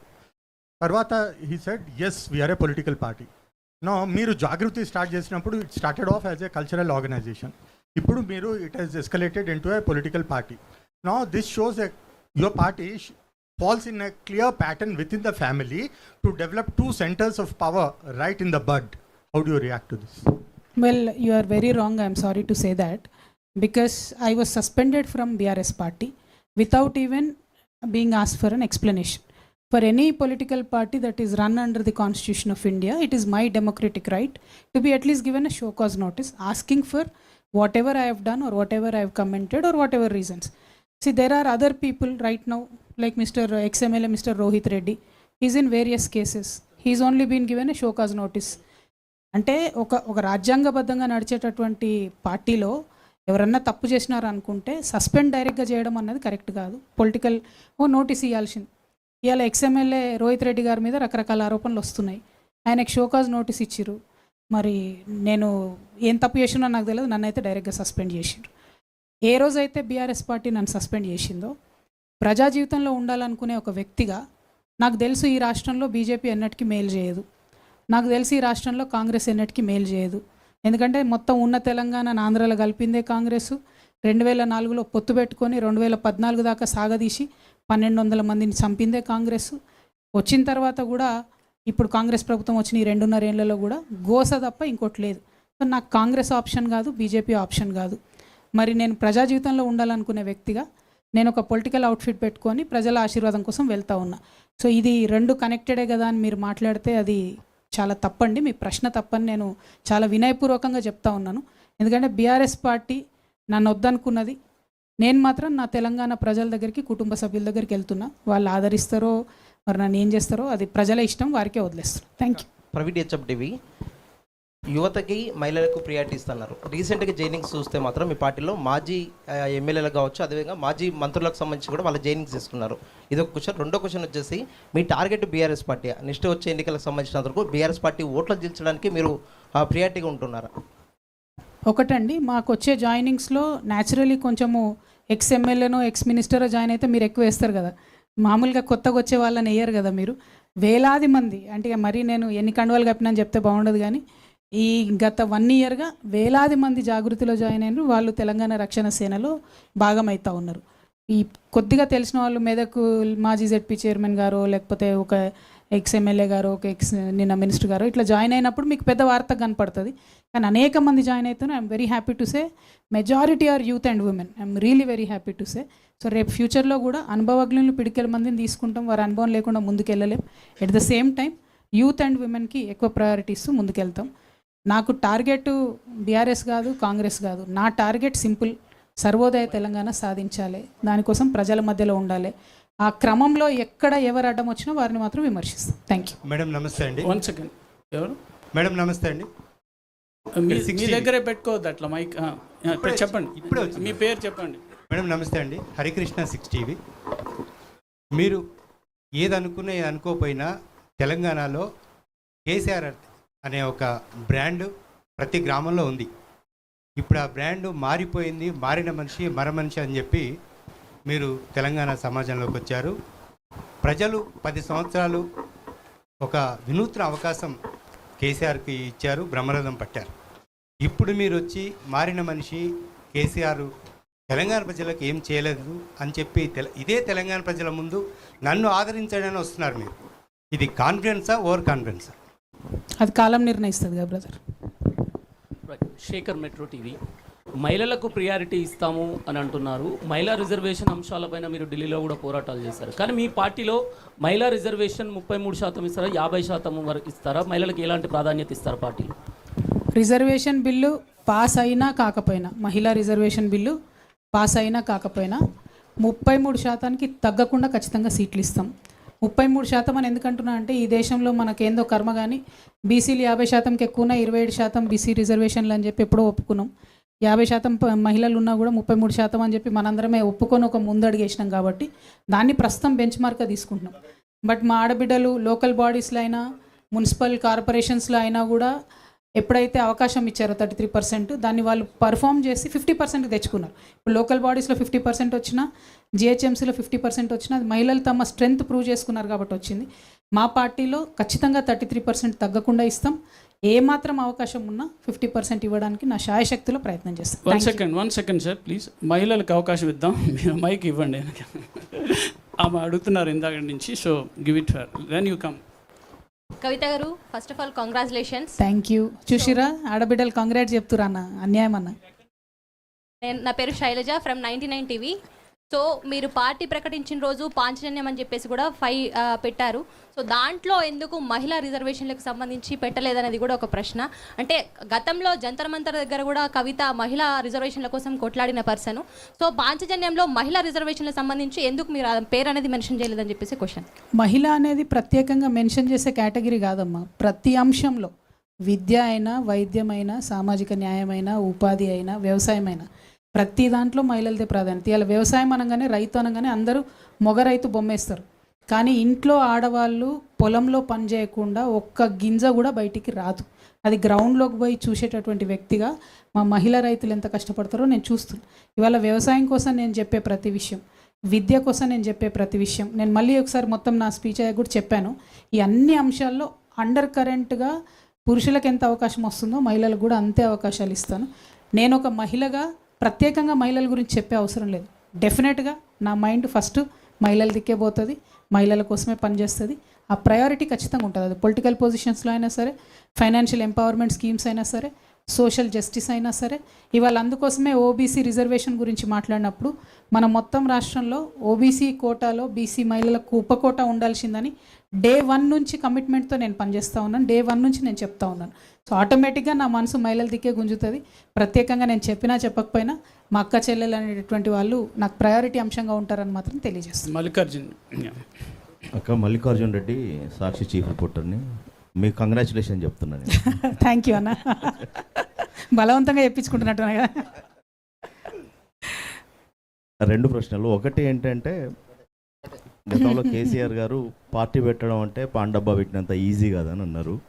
అంటే ఒక పార్టీ నడపాలంటే చాలా రిసోర్సెస్, చాలా వ్యూహాలు, ఎత్తుగడలు ఎన్నో అవసరం ఉంటాయి. ఒక మహిళగా అట్లాంటి శక్తి సామర్థ్యాలు మీరు ఉన్నాయని అనుకుంటున్నారు. రెండోది వచ్చేసి అంటే దానికి అది అంటే మీ కార్యాచరణ ప్రణాళిక అనేది పార్టీని నడపడంలో ఎట్లా ఉండబోతుంది. రెండోది వచ్చేసి ఏంటంటే, పాంచజన్యం అనేది ఒక ఎన్నికల టైంలో ఇచ్చే హామీలాగానే ఉంది, కానీ ఒక సైద్ధాంతిక భూమిక ఉన్నంత అంటే ఒక అంత గ్రావిటీ లేదు అనే ఒక విమర్శ కూడా వస్తుంది. దాని మీద మీరేం రిప్లై చేస్తారు?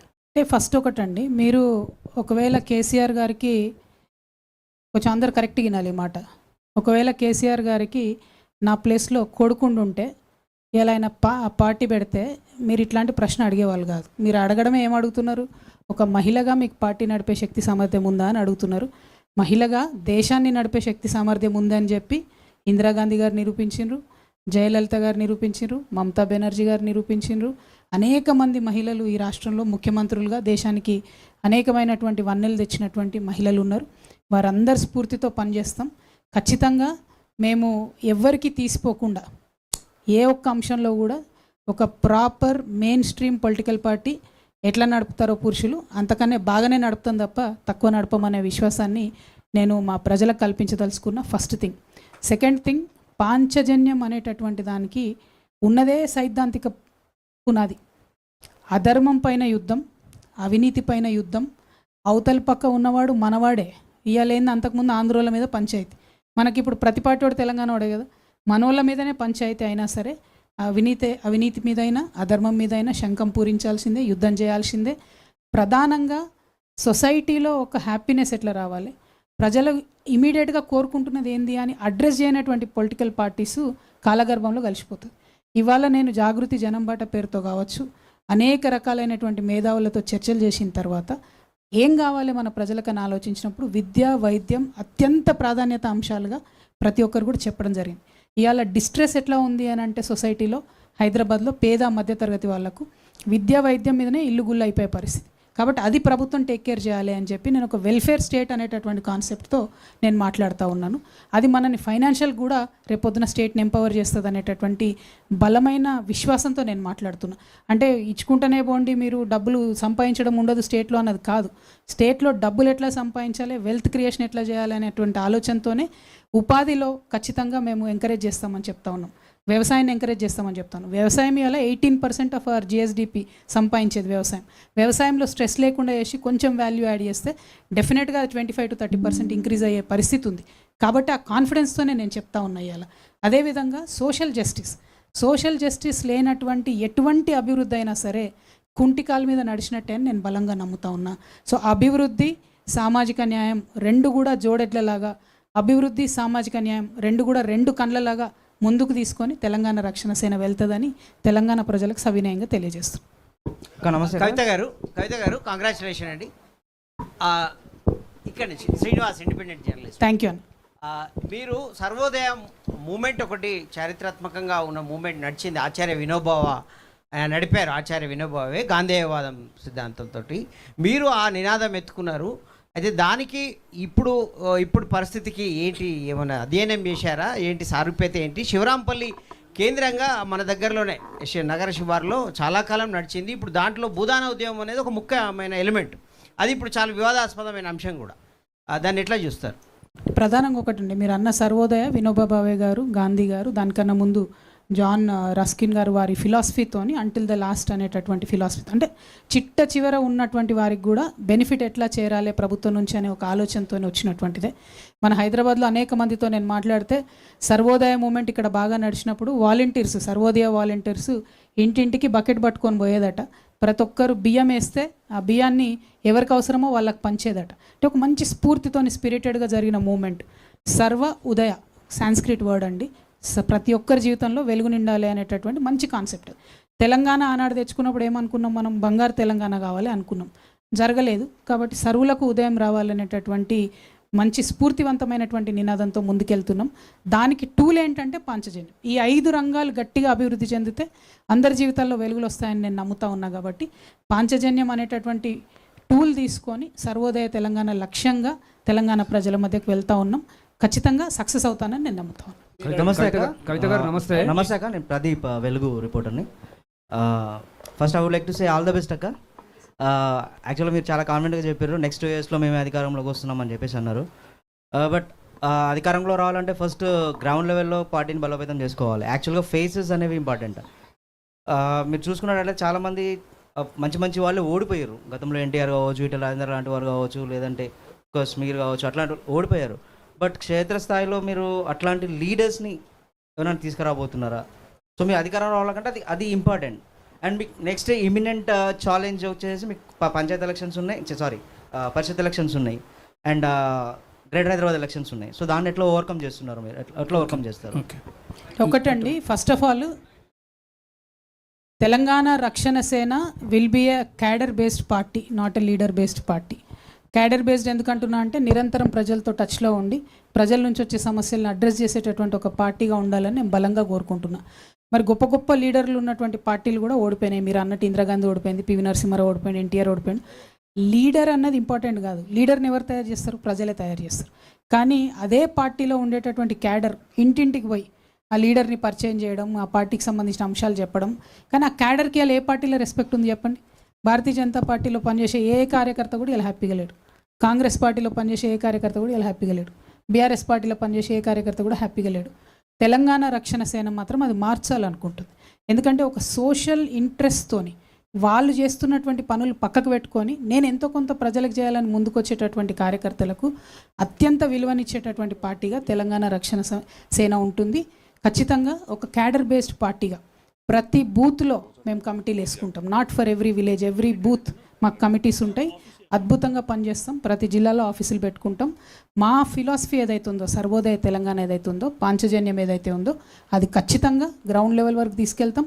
ప్రజలకు అర్థం చేపిస్తాం. ప్రజల ప్రేమను చూరగొంటామనే విశ్వాసం నాకున్నది. లీడర్లు పెద్ద పెద్ద వాళ్ళు వచ్చినప్పుడు వస్తారు, రాకపోతే మరీ సంతోషం, వస్తే సంతోషం, రాకపోతే మరీ సంతోషం. కానీ ప్రజల వద్దకు వెళ్ళి గెలవాలనుకుంటున్నాం. ఒకనాడు ఎన్టీ రామారావు గారు పార్టీ పెట్టినప్పుడు అనామకులు గెలిచారు. ఇంకొకనాడు కేసీఆర్ గారు పార్టీ పెట్టినప్పుడు అనామకులు గెలిచారు. ఎప్పుడైనా ఒక కొత్త రెవల్యూషన్ వచ్చినప్పుడు ప్రతి 25 సంవత్సరాలకు ఒకసారి వచ్చే ఈ రెవల్యూషన్ ఇప్పుడు మేము కరెక్ట్గా చరిత్రలో సరైనటువంటి మలుపులో నిలబడి ఉన్నాం. చరిత్ర సృష్టిస్తామనేటటువంటి విశ్వాసం మాకున్నది. Thank you. కవిత గారు నమస్తే. మీకు మీ పార్టీకి శుభాకాంక్షలు. నా పేరు పద్మరాజ్ అండి, నవ తెలంగాణ బ్యూరో చీఫ్ని. ఇప్పుడు పవర్ పాలిటిక్స్లో మొత్తం సబ్జెక్టు పక్కకు పోయి ఆబ్జెక్టు ముందుకు వస్తుంది. మీరు మొదటి నుంచి కూడా తెలంగాణ ఫస్ట్ అని చెప్తున్నారు. అయితే మీరు చెప్పినటువంటి పాంచజన్యంలో ఉన్నటువంటి అంశాలన్నీ అమలు చేయాలంటే కేంద్ర ప్రభుత్వం పైన పోరాడాలి. ఎందుకంటే తెలంగాణతో పాటు అన్ని రాష్ట్రాలు కూడా సఫర్ అవుతున్నాయి, ఆర్థిక దిగ్బంధనంలో ఉన్నాయి. మీ యొక్క స్పీచ్లో కానీ మీ యొక్క మొత్తం చెప్పేటువంటి అంశాల్లో కానీ కేంద్ర ప్రభుత్వం పైన నికరంగా పోరాడతాము, తెలంగాణకు సంబంధించిన అంశాల్లో అనేటువంటిది లేదు. అలా పోరాడకుండా, ప్రశ్నించకుండా ఇవన్నీ ఎలా సాధ్యమవుతుంటారు? ఒకటండి, ఇప్పుడు కేంద్రంలో ఉన్న భారతీయ జనతా పార్టీ ప్రభుత్వం ఎంత విచిత్రమైన ప్రభుత్వం అంటే డెడ్ లైన్ పెట్టి తమ సొంత ప్రజలు చంపుకునే ఒక వింత ప్రభుత్వం ఇలా దేశంలో రాజ్యం వెళ్తూ ఉన్నది.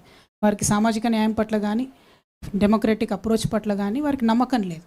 అటువంటి ఒక పార్టీతోని నేను స్వయంగా కూడా కష్టాలు పడి ఉన్నా, అది మీకు తెలుసు. నాకు భారతీయ జనతా పార్టీకి డిఎన్ఏ కూడా సరిపోదు. అది పోరాటం అన్నది ఇంటర్నల్ ఉండనే ఉంటుంది, అది అందులో డౌట్ లేదు. అయితే మన తెలంగాణ సమాజానికి బీజేపీతో ఉన్న ప్రమాదం ఏంటి? ఆ ఆలోచన చేసినప్పుడు సామాజిక న్యాయాన్ని మాత్రం వాళ్ళు కానియరు. అందుకే బీసీ బిల్లు అలా పాస్ చేస్తలేరు. 1. 2, కేంద్ర ప్రభుత్వంలో ఉండి డబ్బులు ఇవ్వగలిగి అన్ని రకాల పర్మిషన్లు ఇవ్వగలిగి 12 సంవత్సరాల తెలంగాణలో ఒక్కటంటే ఒక్క రూపాయి కూడా అదనంగా మనకి ఇవ్వలే. మనకు రావాల్సిన ట్యాక్స్ డెవల్యూషన్ తప్పితే ఒక్క సింగిల్ రూపీ కూడా మనకి ఇవ్వలే. అదే ఉత్తరప్రదేశ్కి 1000 కోట్లు ఇస్తారు, బీహార్కి 1000 కోట్లు ఇస్తారు, గుజరాత్కి 1000 కోట్లు ఇస్తారు.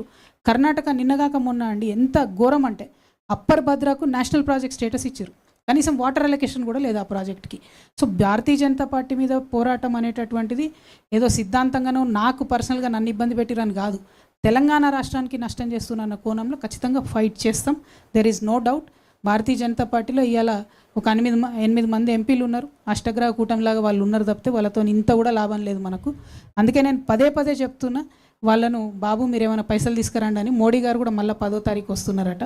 మహిళా బిల్లు, బీసీ బిల్లు, పాలమూరు రంగారెడ్డికి నేషనల్ ప్రాజెక్ట్ స్టేటస్ ఇట్లాంటివి తీసుకురమ్మని మరొకసారి మేము డిమాండ్ చేస్తాం. उर्दू जर्नलिस्ट मैडम बोलिए सर. मेरा नाम सैयद गौस मोहिउद्दीन है मैडम. मैं IND टुडे से ताल्लुक़ रखता हूँ. जी दीदी पहले तो आपको मुबारकबाद और आपको नेक तमन्नाएं हमारे आपके थैंक यू. मेरे सवाल क्या है कि आप ये पार्टी ईगो में डाले या आपके पास वाकई कोई मिशन है या विजन है आपके पास? और दूसरा, तेलंगाना के बीजेपी के कायदीन हमेशा बोलते रहते हैं कि रोल मॉडल गुजरात को लो बोल के. आपने काफ़ी, जैसा कि मेरे फाजिल दोस्त ने बताया कि गवर्नमेंट ऑफ इंडिया के तरफ से हमें पैसे नहीं आ रहे, तो क्या सरदार वल्लभ भाई पटेल का जो मुजस्समा, जो स्टैचू लगाया गया, उसके लिए 3000 करोड़ रुपए खर्चा किए गए, तो क्या वो पैसा विजन के लिए, मिशन बनाने के लिए क्या इस्तेमाल नहीं कर सकते थे क्या? और पार्लियामेंट के जो अभी जो डिलिमिटेशन हो रहा है, उसके ताल्लुक से आपका व्यू क्या है? ओके, थैंक यू अन्ना. पहले तो अभी बहुत सारे अपने तेलंगाना से भाई बहन हज के लिए जा रहे हैं. हम उन सब हाजियों से आपकी सफ़र अच्छा कामयाब हो और आप बहुत महफूज घर वापस आए, ऐसा मैं पहले तो दुआ करूंगी. और बाद में आपसे गुजारिश भी करूंगी कि आप जब हज जाएंगे, आपके दुआ में तेलंगाना रियासत के लिए दुआ मांगिए, अपने रियासत के अच्छे के लिए दुआ मांगिए, प्रॉस्पेरिटी के लिए दुआ मांगिए. और इसके साथों साथ मैं ये कहना चाहती हूँ, ज़रूर हमें गुजरात मॉडल लेना चाहिए ना, गुजरात मॉडल को फॉलो करना चाहिए. क्योंकि गुजरात में BCE के अंडर मुस्लिम रिजर्वेशन वहाँ दे रहे, लेकिन यहाँ अपने स्टेट में मुस्लिम रिजर्वेशन BCE के अंडर देने के लिए रोक रहे.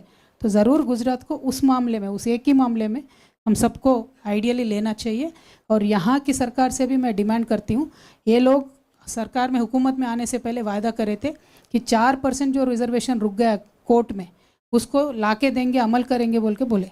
लेकिन जो इनका दोस्ताना चल रहा मोदी जी से, क्योंकि वो बड़े भाई है, ये छोटे भाई है, इनका जो दोस्ताना चल रहा, उसको यूटिलाइज करके BCE में ये रिजर्वेशन ला सकते कांग्रेस सरकार, लेकिन नहीं लाए. 2 साल तक हम पूछते रहे कि एक भी माइनॉरिटी मिनिस्टर नहीं है. उसके बाद अब जाके अजहर भाई को अभी बनाए, बाद में उनको अभी MLC देना पड़ा. तो बहुत ही मजबूरी में, ना चाह के भी दिए, अपने आप से मर्जी से नहीं दिए. तो कांग्रेस के हुकूमत के जो वायदे हैं उनको आप पहचानिए. मैं आपको जो अब सूरत हाल क्या है बस उससे आपको वाकिफ़ कराना चाहती हूँ, उससे ज़्यादा और कुछ कहना नहीं है. लेकिन मैं हमेशा से अक़लियतों की हमदर्द रही हूँ और आगे चल के भी हमारा रवैया यही रहेगा. ख़ासकर हमारे ख़वातीनों से मेरी रिक्वेस्ट है कि आपको जो सोना वायदा किया गया था शादी मुबारक में, वो नहीं मिला आपको. जो रोज़गार वायदा किया गया था वो नहीं मिला. जो बच्चों को लिए स्कूटी बोले थे वो नहीं मिला. कुछ भी एक प्रोग्राम जो हमारे फाइनेंशियल बलबूदी के लिए, एम्पावरमेंट के लिए बनना चाहिए था, मिलना चाहिए था, एक भी नहीं मिला. उसके ऊपर ज़रा आप सोचिए. ऊपर से जो मूसी के आसपास में इर्द गिर्द हमारे जितने भी छोटे छोटे झोपड़ियाँ थे, उन सबको बिल्कुल ही साफ़ करके वहाँ से लोगों को निकाल के बहुत ज़बरदस्ती हम सब के साथ किया गया है. ये सारे चीज़ भी याद रखिए. हम आपके पास आएंगे, मिलेंगे और भी आगे बात करेंगे. आपकी बहन हूँ, वतन की बेटी हूँ, मुझे आप सपोर्ट कीजिए. Thank you. जय Telangana. This is just Nikhila. yeah. She'll come back, please. Nikhila. Just asking one. I'm Nikhila Henry. Yes, I'm Nikhila Henry. I work with the Indian Express Delhi. I just wanted to ask you, where do you see yourself in the national political scene? Why I'm asking this is because for the BRS at one point of time, you were the national face because you were an MP. And at the same time, you are also somebody who said from the very beginning that you will not have any sort of connection with the BJP because it has got a communal agenda, especially staying in a state like Telangana. So where do you position yourself and your party in the national political agenda? Ma'am, right now my party will be very inward looking party. 95% of the work will be about Telangana and internally Telangana's development and Telangana's prosperity. But there will be certain issues that we will have to work with the union government to make sure that our people are safe and the policies that are made at the union level are not affecting our states. For example, the Mahatma Gandhi Narega scheme that was taken out, completely the budget being diverted from Narega to elsewhere, that is directly affecting the poorest of the poor in Telangana. On such issues, we will definitely fight with the union government. Otherwise, our party will be 95% inward looking. And on delimitation, I have a very important proposal. I will also write to the Honorable Prime Minister. The proposal is this: let the Lok Sabha, the number of MPs in Lok Sabha, be divided according to the population. You take a benchmark. If you want to take 7 lakh population as a benchmark, 10 lakh population as a benchmark, you take that benchmark, increase the number of MPs. It doesn't have to be capped. Increase it according to the population rise. May some states get more, some states get less. That is a different story. But the Rajya Sabha should be given Senate-like powers, like the US Senate. Every state should have fixed number of representatives in Rajya Sabha, and Rajya Sabha should be given equal powers like the Senate, where finance bills and every bill should come to the Senate, and if the states would not agree, then the bill should be stalled. That way, the power of the states, the importance of the states, the political and financial security of the states will be prevailing.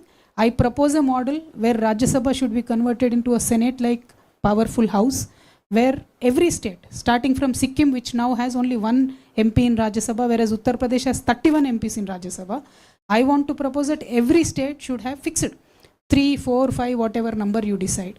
Every state should have fixed number. Every state should have equal voting rights. So if you want to stop a bill which is giving loads and loads of money to one state, rest of the states can come together, stop it. That will certainly prevail upon as a union and the federal aspect of our constitution, and the spirit of the constitution will be protected. I'll certainly give a very, very detailed notes. I have been working on this for a long time. I will send a very detailed notes to the Honorable Prime Minister ji also, and to the Delimitation Commission if at all one is formed. But I believe if the 28 states and 8 union territories of our country should get importance at the national level, it has to be on the Senate model, where every state will have a fixed number of representatives and all of them with equal powers. So any bills can be blocked. So it doesn't matter if number of representatives from one state are more in Lok Sabha, because people need that representation. So every 10 lakh people probably will have 1 MP. Doesn't matter, number will not matter then. Interest of the state will be protected. This is my solution, but I'll write in detail to the Honorable Prime Minister and also to the Union Government. Thank you so much. Thank you. నా పేరు నక్షత్ర Naidu, RBM creatives media నుంచి మాట్లాడుతున్నా. So మీరు ఎక్కడ కూడా sports గురించి మాట్లాడలేదు, అంటే స్పోర్ట్స్ గురించి పట్టించుకోవడం, అసలు అవినీతిపై యుద్ధం చేస్తానన్నారు. స్పోర్ట్స్లో అవినీతి తెలుసా అని అడుగుతున్నాను. థ్యాంక్ యూ అమ్మా. Sports is really very important. When I was speaking about ఉపాధి ఏదైతే మాట్లాడామో అందులో స్పోర్ట్స్ గురించి కూడా మాట్లాడాలని అనుకున్నాను, కాకపోతే సమయాభావం వల్ల మాట్లాడలేదు. ఇంకా డీటెయిల్డ్గా అనేక సంవత్సరాలు టైం ఉంది, 2 ఏళ్ళు ఉంది కాబట్టి ప్రతి అంశం మీద కూడా మాట్లాడతాము. స్పోర్ట్స్లో అనేక రంగాల్లో అవినీతి ఉంది. పొలిటికల్ పార్టీస్ మధ్యలో ఉన్న పాలిటిక్స్ కన్నా ఎక్కువ స్పోర్ట్స్లో ఉంది, కాబట్టి దాన్ని కూడా మనం కర్టైల్ చేయాల్సిన అవసరం ఉంది. అన్నిటికన్నా ఎక్కువ ఈ దేశంలో ఒక స్పోర్ట్స్ పాలసీ కానీ యూత్ పాలసీ కానీ లేదు, దాని మీద కూడా వర్క్ చేయాల్సిన అవసరం ఉంది. I have very strong opinions on that, but the time is limited. That is the only issue. Thank you. అక్క నమస్తే, రాజు. Hold on, let him ask, and మీరు you have been waiting, I know that. కవిత గారు, నా పేరు యూసుఫ్ బాబు, ప్రజాపూర్ దినపత్రిక. ముఖ్యంగా ముందుగా మీకు మా జర్నలిస్టు కలం వీరుడు షోయబుల్లా ఖాన్ మీ పార్టీ ప్రారంభోత్సవం గుర్తు చేసినందుకు ధన్యవాదాలు. మీరు అధికారంలోకి వస్తే తెలంగాణ రాష్ట్రంలో జర్నలిస్టు సంక్షేమం కోసం ఏం చేస్తారు? ఒక క్వశ్చన్. రెండవది, మీరు హరీష్ రావు గారిని టార్గెట్గా చేస్తున్నారు. హరీష్ రావు గారు ఒక జర్నలిస్ట్ అని గమనిస్తున్నా, ఆయన ఎప్పటి నుంచో పార్టీ పెట్టక నుంచి కేసీఆర్ గారికి అండగా ఉన్నారు. పార్టీ పెట్టిన తర్వాత తెలంగాణ ఉద్యమం అండగా ఉన్నారు. ఎందుకు టార్గెట్ చేస్తున్నారు? జర్నలిస్టులకు సంబంధించి ప్రతి ప్రభుత్వంలో కూడా మీకు వివక్షణ ఎదురైంది. ఇప్పుడున్న ప్రభుత్వం కూడా పోలీసుల సంక్షేమం కోసం హాస్టళ్ళు పెట్టారు, కానీ నేను డిమాండ్ చేస్తూ ఉన్నా రేవంత్ రెడ్డి గారిని, ఏదైతే వాళ్ళ పిల్లల కోసం పెట్టినటువంటి హాస్టల్స్లో మా జర్నలిస్టుల పిల్లలకు కూడా అవకాశం ఇవ్వండి. వారికి కూడా విద్య ఉచితంగా మంచి నాణ్యమైన విద్య రావాలని చెప్పి నేను బలంగా నమ్ముతా ఉన్నాను. అట్ ద సేమ్ టైం ఏదైతే జర్నలిస్టులకు ఇళ్ల స్థలాలు ఇస్తామని చెప్పి ఇవ్వకుండా ఆపారో, ఖచ్చితంగా అది ఇవ్వాల్సినటువంటి అవసరం ఉంది. ఎందుకంటే జర్నలిస్టులను మేము పొద్దునుండి సాయంత్రం చూస్తూ ఉంటాం కదా. మా పొలిటీషియన్స్కి ఎన్ని జబ్బులు ఉంటాయి, జర్నలిస్టులకు అన్నీ ఉంటాయి. షుగర్, బీపీ అయితే గ్యారంటీ అందరికీ. ఎందుకంటే టైంకి తినం మనం, ఎండ వాన అనకుండా ఎక్కడ న్యూస్ ఉంటే అక్కడికి పరిగెత్తే ప్రపంచం, పోటీ ప్రపంచం. కాబట్టి జర్నలిస్టుల కష్టాలు, పొలిటీషియన్స్ కష్టాలు సేమ్. బట్ ఒకటే ఒక రిక్వెస్ట్ ఏంటంటే సెన్సేషనల్ జర్నలిజం వైపు పోకుండా దయచేసి ప్రజల పక్షాన నిలబడమని చెప్పి మిమ్మల్ని పదే పదే కోరుతూ, మేము అధికారంలోకి వచ్చిన తర్వాత తెలంగాణ రక్షణ సేన, ప్రత్యేకించి జర్నలిస్టులు అంటే మాకు ప్రేమ తెలంగాణ ఉద్యమం నుంచి. ఆనాడు మీ యాజమాన్యాలు ఒప్పుకున్నా ఒప్పుకోకపోయినా తెలంగాణ వార్తలు వేసిండ్రు. మీరు ఎక్కడన్నా చిన్న చిన్న తప్పులు దొరికినా వాటన్నిటిని సర్దిపెట్టే విధంగా మీరు వార్తలు రాసి ఉద్యమానికి ఉత్ప్రేరకాలుగా పనిచేసినటువంటి కలం వీరులను అసలే మర్చిపోము.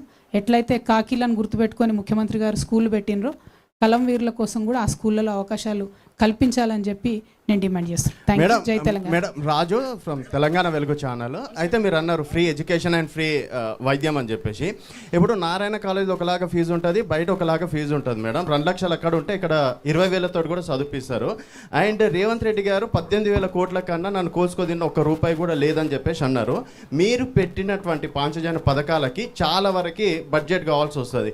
అండ్ మీరు గతంలో అన్నారు కేసీఆర్తో కేంద్రంతో ఫైట్ చేశారు కాబట్టి మనకు చాలా అడుగుతున్నావే క్వశ్చన్లు, దానికి ఒక్కటి అడుగు గట్టిగా, నాకు అర్థం కాలేదు. అది 18,000 కోట్లకి ₹1 కూడా కోసిన దగ్గర లేదన్న ఆల్రెడీ ఆన్సర్ చేశారు ఇందాక. She answered that question. ఇప్పుడు ఈ right okay sir, madam you did answer for Harish Rao criticism. పెద్ద ఆన్సర్ చేయాల్సిన క్వశ్చన్ కాదండి. Hello madam, madam madam okay next ఇక్కడ మేడం జకీరన్న. నా పేరు జకీర్, ఇండిపెండెంట్ జర్నలిస్ట్ని. నావి 2 ప్రశ్నలు మేడం. ఒకటేమో తెలంగాణ రాజకీయాల్లో మీకు ప్రధానమైన విలన్ ఎవరు? First question. సెకండ్ ఈజ్, మీరు ముఖ్యమంత్రి అయితే తప్ప తెలంగాణలో సామాజిక న్యాయం రాదా? అన్న ఒకటి, తెలంగాణ ప్రజలకు ఎవరు విలనో వాళ్ళే నాకు విలన్. నాకు ప్రత్యేకంగా ఎవరు శత్రువులు ఉండరు, నాకు ఎవరు విలన్లు లేరు. సరే, పాత పార్టీ ఇబ్బంది పెట్టినా, ఇప్పుడు అధికారంలో కేంద్రంలో ఉన్న పార్టీ ఇబ్బంది పెట్టినా, అది నా పర్సనల్ ఇష్యూ తప్ప అది ప్రజల ఇష్యూ కాదు. ప్రజల కోసం ఒక పొలిటికల్ పార్టీ పెట్టి నేను బయటకు వచ్చినప్పుడు న్యూట్రల్గా, చాలా న్యాయబద్ధంగా, ధర్మంగా ప్రజలకు ఎవరు విలనో వాళ్ళనే నా విలన్గా చేసుకొని పనిచేయాలి తప్ప నాకు పర్సనల్ ఎజెండా ఉండకూడదు, ఉండబోదు. అదొకటి. రెండవది, సామాజిక న్యాయం అనేటటువంటి తెలంగాణలో ఇవాళ జరుగుతున్న పంచాయతీ కాదు. 250 ఏళ్ళు, 300 సంవత్సరాల నుంచి జరుగుతున్నటువంటి పోరాటం. అన్ని సంవత్సరాల నుంచి పోరాటం జరుగుతున్నా మనకు పాక్షిక విజయాలు దక్కినాయి. అది కూడా అంబేద్కర్ దయ వల్ల, ఎస్సీ ఎస్టీలకు రిజర్వేషన్ రావడం వల్ల కొంత ముందడుగు పడ్డది. కానీ అదే టైంలో బీసీలకు కూడా కాన్స్టిట్యూషన్లో బ్యాక్వర్డ్ క్లాసెస్ అని కాకుండా బ్యాక్వర్డ్ కాస్ట్ అని పెట్టి ఉంటే అసలు ఇప్పుడు లొల్లే లేకపోతుండే. కానీ అది జరగలేదు కాబట్టి ఇప్పుడు ఫైట్ చేయాల్సిందే మనం. 79 సంవత్సరాల ఇండిపెండెన్స్లో ఇన్వర్టెడ్ లా నడుస్తుంది దేశంలో తప్పితే మెజారిటీది లాగా నడుస్తలేదు. సో మెజారిటీ ప్రజలైనటువంటి బీసీలకు న్యాయం జరగాలనే ఉద్దేశంతో ముందుకెళ్తా ఉన్నాం. అది సామాజిక న్యాయ తెలంగాణ సాధనలో వన్ ఆఫ్ ద మేజర్ ఎజెండాగా పెట్టుకొని పనిచేస్తున్నాం. కేంద్రంలో నేను ఇది ఇప్పుడు కాదన్నా, దాదాపుగా 8 సంవత్సరాల నుంచి చెప్తున్నా, ఖచ్చితంగా బీసీలకు రావాల్సినటువంటి రిజర్వేషన్ కేంద్ర ప్రభుత్వం నుంచే రావాలి, ఇక్కడ వచ్చేది కాదు. అక్కడ కేంద్రంతో ఖచ్చితంగా కొట్లాడతాం, సాధించేదానికి శాయశక్తుల ప్రయత్నం చేస్తాం. Thank you.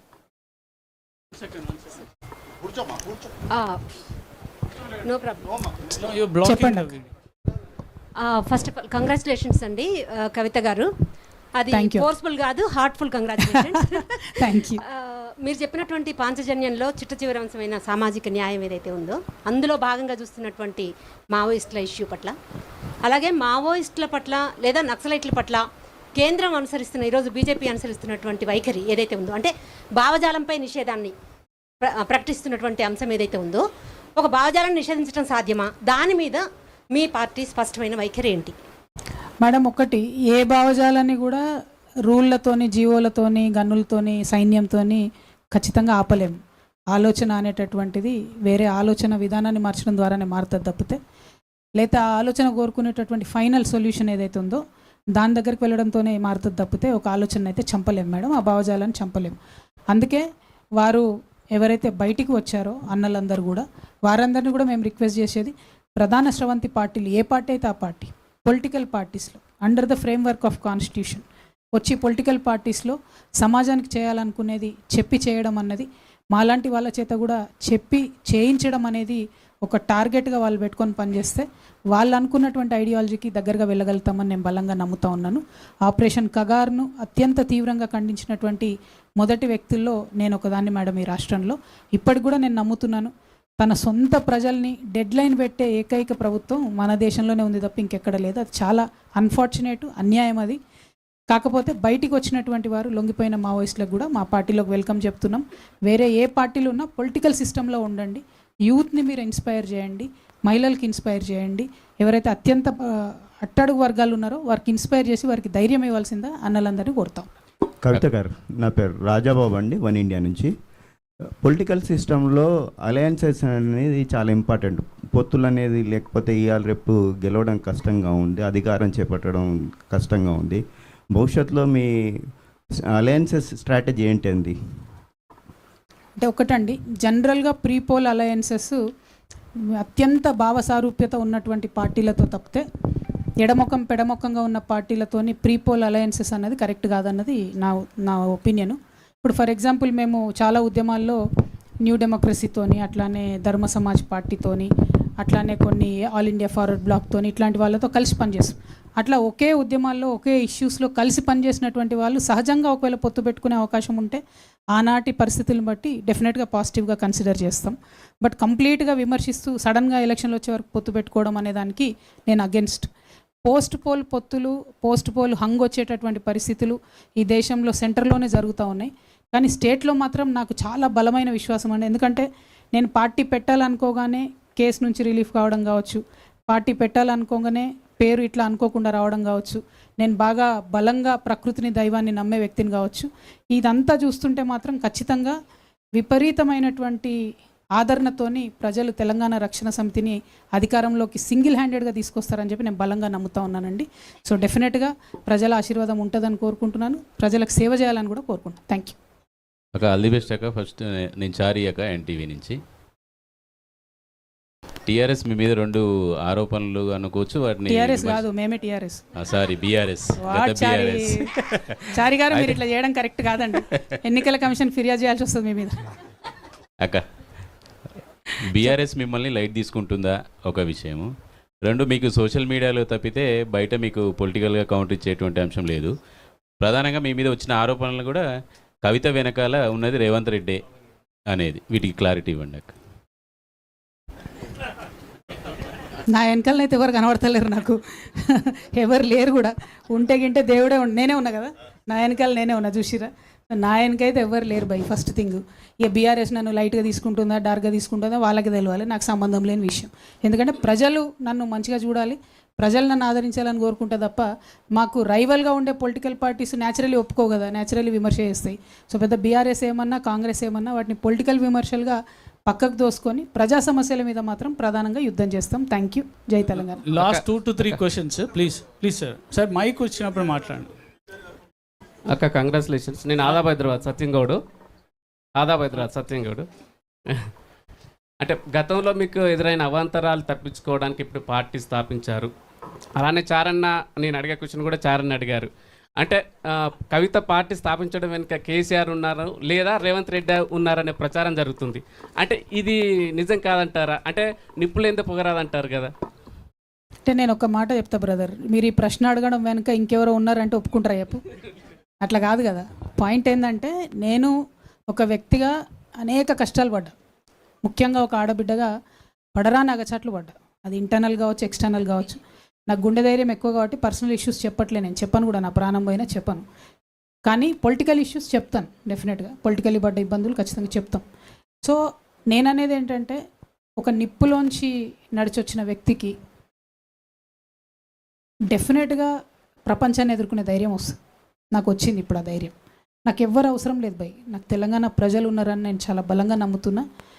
కేసీఆర్ గారు లక్షలాది మంది యువకులను ఇన్స్పైర్ చేసి ఉద్యమంలోకి తీసుకొచ్చారు. వారి ఇన్స్పిరేషన్తోనే మేము బయటకు వచ్చినాం. కానీ ఇవాళ దారులు వేరైనాయి, అవుతాయి, అట్లా చరిత్రలో అనేక సందర్భాల్లో అయినాయి. ప్రాబబ్లీ భారతదేశంలో నేను ఫస్ట్ డాటర్ని కావచ్చు దారి వేరవ్వడం, అందుకే మీరు అంత ఇంత పరిశాన్ అవుతారు.